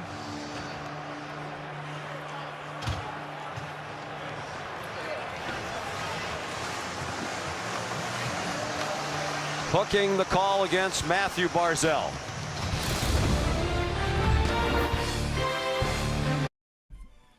Matty Barzal going to the box. It's going to be a 4-on-3 power play. Lots of ice out there. If there's ever a chance for this team to strike now, this is it. With a 4-on-3 power play and all this room to move the puck around, they got to get some good options on Sorokin. Sorokin has been solid. The Rangers, they haven't been shooting a whole lot. That's what we've been talking about.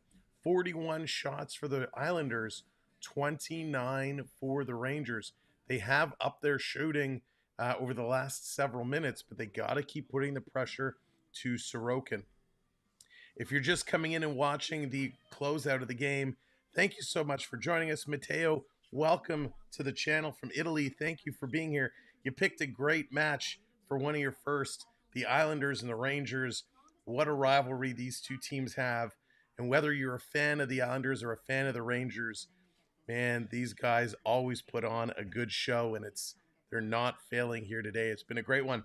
We are 5 subscribers away from 9720. We have a chance at doing that today.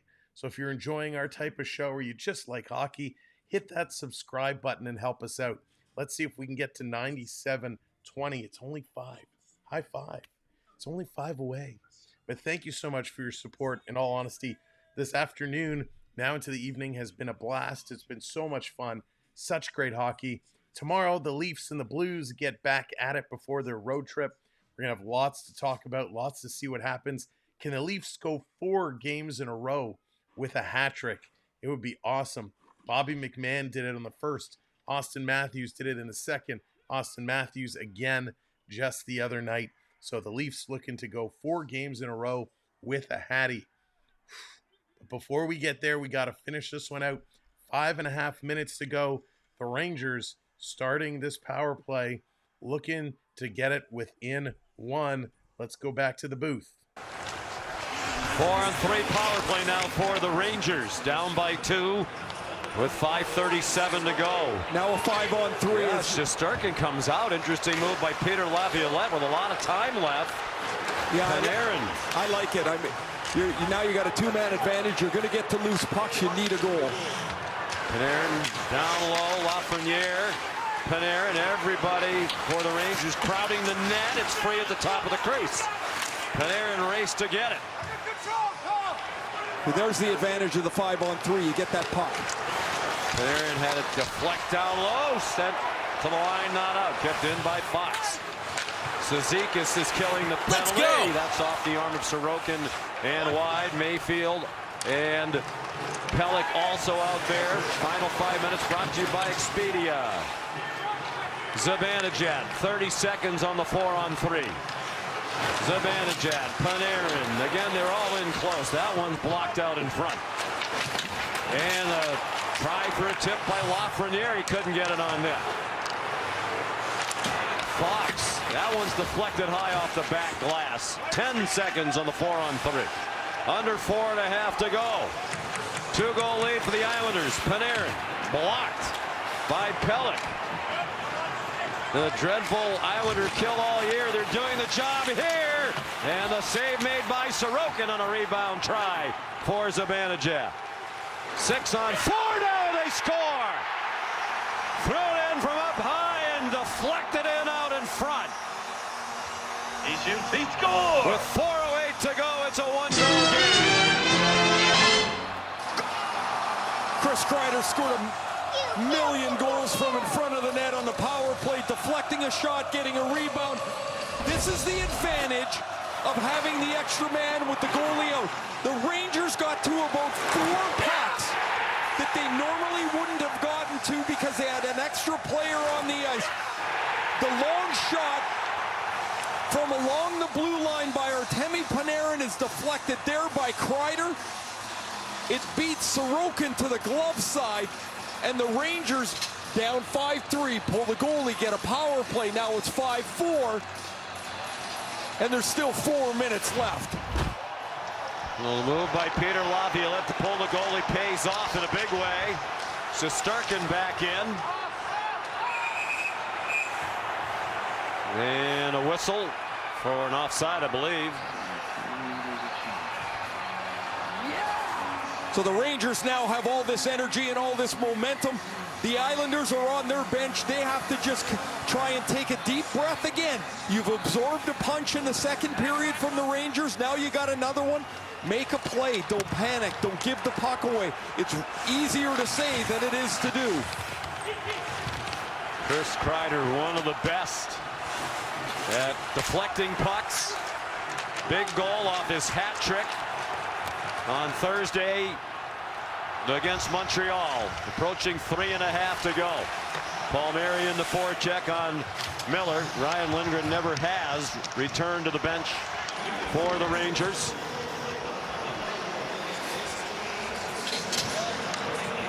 Chris Kreider, his 28th of the year. One of the great goal scorers in Rangers history. Played around and out by Romanov. It'll be run down by Gustafsson. Banked ahead to center, steered in by Jimmy Vesey. Romanov there. Turned it over to Goodrow, who lost it, and the Islanders cleared. Kreider from Panarin and Trocheck. So 2 goals and an assist for Trocheck, 2 assists for Panarin. 15:52 the time in a 6-on-4 situation. Now look at Chris Kreider, and you look at the first 8 years of his career. He had 177 goals. The last 2 years plus, he's got 114. To have that big a jump that late in your career is remarkable. But Kreider has really found his home around the front of the net and become one of the Rangers' most relied upon players. His 11th career power play goal against the Islanders. That's the most by any Rangers player ever. His hat trick Thursday was his 6th. 4th most in Rangers franchise history. He really has become one of the great New York Rangers. Here goes Shesterkin to the bench again, and the Rangers are going to be on the power play. As Lafreniere got knocked down, it'll be a tripping call against the Islanders. And Patrick Waugh not happy about it. It might be Mayfield going off for the 3rd time. Number 24, 2 minutes for tripping. It is the 3rd minor penalty against the defenseman Scott Mayfield. Kind of an unfortunate deal as he's trying to sweep the puck off of Lafreniere's feet. or off his stick, rather. He just gets it into his feet. He hangs his head because he knows now it's up to his mates here to try and hold this 5-4 lead. The Rangers pulling the goalie again. Yep, 6-on-4. Trocheck on the draw. And the Islanders control it. They have an empty net to shoot at, and it's wide. That was Clutterbuck with the attempt. Here's Fox. 2:15 to go in regulation. 1:45 on the power play. The goalie's out at 6-on-4. Panarin shoveled it in deeper. Lafreniere goes in to put a hit on. It squirted for Trocheck. He couldn't handle it. Played back in deeper by Panarin. Lafreniere back to the line. Zibanejad for Fox. Panarin walking in. Passing lane taken away. Trocheck back for Panarin. 1:20 on the power play. Kreider shot and a great glove save by Sorokin. One of Sorokin's great strengths is his ability to read the play as that puck goes down along the goal line to Trocheck. Watch him read, push, and he's just square to Chris Kreider. So Kreider's one-timer is easily put aside by Sorokin. The Rangers have 10 power play shots on goal here in the third period. Islanders have helped them by returning to the penalty box.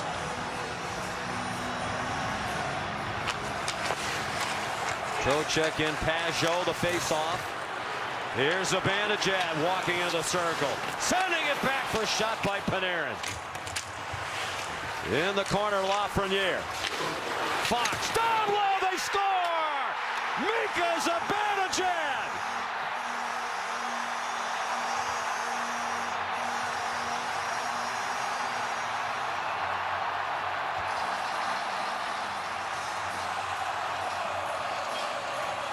Unbelievable, the Rangers' third power play goal of the day. Mika Zibanejad from an extreme angle. I can't believe it. Zibanejad ties it up. The Rangers again on the power play pull the goalie, and Zibanejad ties it up. Mateo, there you go. Unbelievable. 5-5 with 1 minute, 29 seconds to go. What a hockey game, ladies and gentlemen. This is wild. We are almost there. Hit that thumbs up. Hit that subscribe. 3 subscribers away. Get us to 9720. Let's go. Here. Well, we waited a while for it. They haven't played in 423 days. They're making up for lost time.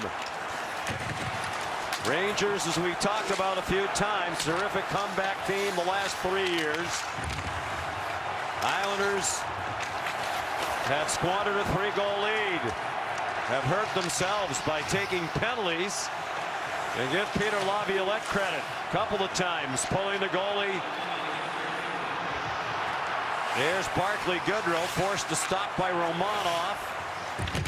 Capo Caco dodged the check by Thompson. Put it to the side of the net. Hoping for Cooley.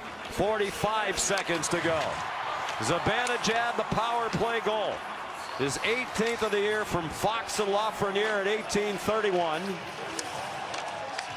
That was such a great pass from Fox. He brought people to him, and he leans to his right, knowing he's going to Zibanejad on the goal line. It was a perfect play. 3 of the last 4 Ranger goals on the power play. The dreadful penalty killing continues to kill the Islanders. They're not going to make the playoffs if the PK doesn't get better. Final 12 seconds. Or stay out of the box. That would help. You don't have to worry about killing them if you don't take them. Here's a drive by Pelech. Final second. Barzal has wound up going out of the rink. And it's been sent. Hayden, you called it. We are going to overtime. Unbelievable. Can't actually believe it. We are going to overtime. Mika Zibanejad with 1.5 minutes left ties this one at 5. Unbelievable. Ronald, welcome in. Welcome in, everyone. Noel, welcome in. This has been a wild game. The Rangers do it again, coming back from behind to tie it up. We are going to OT. Gerard, what's going on? There it is. OT is life. If there's one thing we've learned on this channel, any game can go to overtime. It does not matter what kind of a lead you have. We've seen 3 goals, 4 goals. Wasn't it even the Leafs came back from 5 goals down to force overtime? We've seen some crazy things, but these fans who are freezing their booties off are certainly in for a show tonight as this is going overtime. Thank you so much to whoever hit that last subscribe. 2 subscribers away from getting a 9720. So if you're enjoying the show, hit that subscribe, but hit that thumbs up. We're still not at 100 likes yet. Give it a click. We appreciate it. Cody, what's going on? Could they? They certainly are the better team. They certainly have the momentum. Let's not waste any more time with me. Hit that subscribe. Let's go to the booth. It's overtime. Goals. You know, the Islanders, who had all kinds of trouble killing penalties this year, take one up at about 4 minutes left. It's Matt Barzell's with the hooking penalty. With the goalie out and 4 minutes left, Kreider scores on the deflection. Lafreniere gets tripped up by Scott Mayfield. And Mika Zibanejad from Adam Fox ties it. 3 Ranger power play goals. 5-5. 3-on-3 overtime. 79,000 people here to watch. 79,690 to be exact. We've had just more than 150,000 people in MetLife Stadium for these 2 days, and it has been thoroughly entertaining. Lively game last night. Flyers and Devils surpassed by what these teams have done. Free puck, Panarin, and it's in the net with a count. It crossed the line, but the net was off, and the officials are going to talk about it. Rangers come flying off the bench to celebrate. They think they've won, but there has been no definitive signal yet. And Kelly Sutherland says, let's talk about it. All right, away from the have to break players. this one down. First of all, thank you so much for hitting those subscribes. Appreciate it. So this is what happened. They did not do a good job explaining the play. Panarin came in. Dobson had the puck. Panarin intercepted the pass out of the air.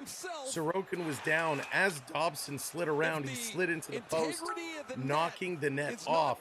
However, Panarin took the shot.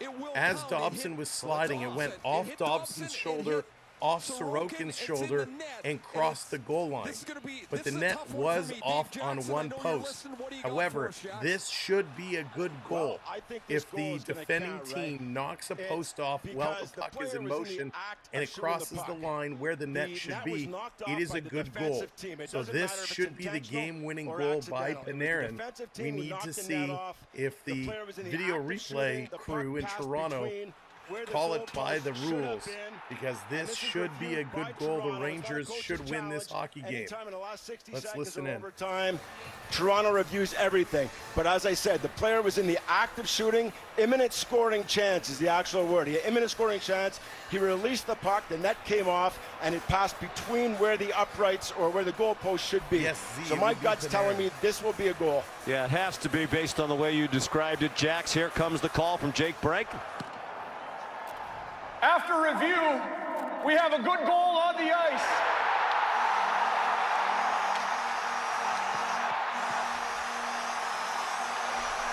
Rangers win.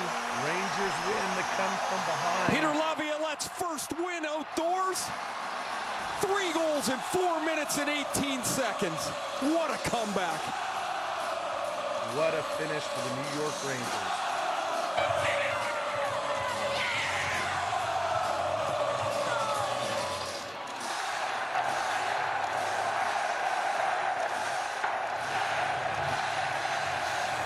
What a finish.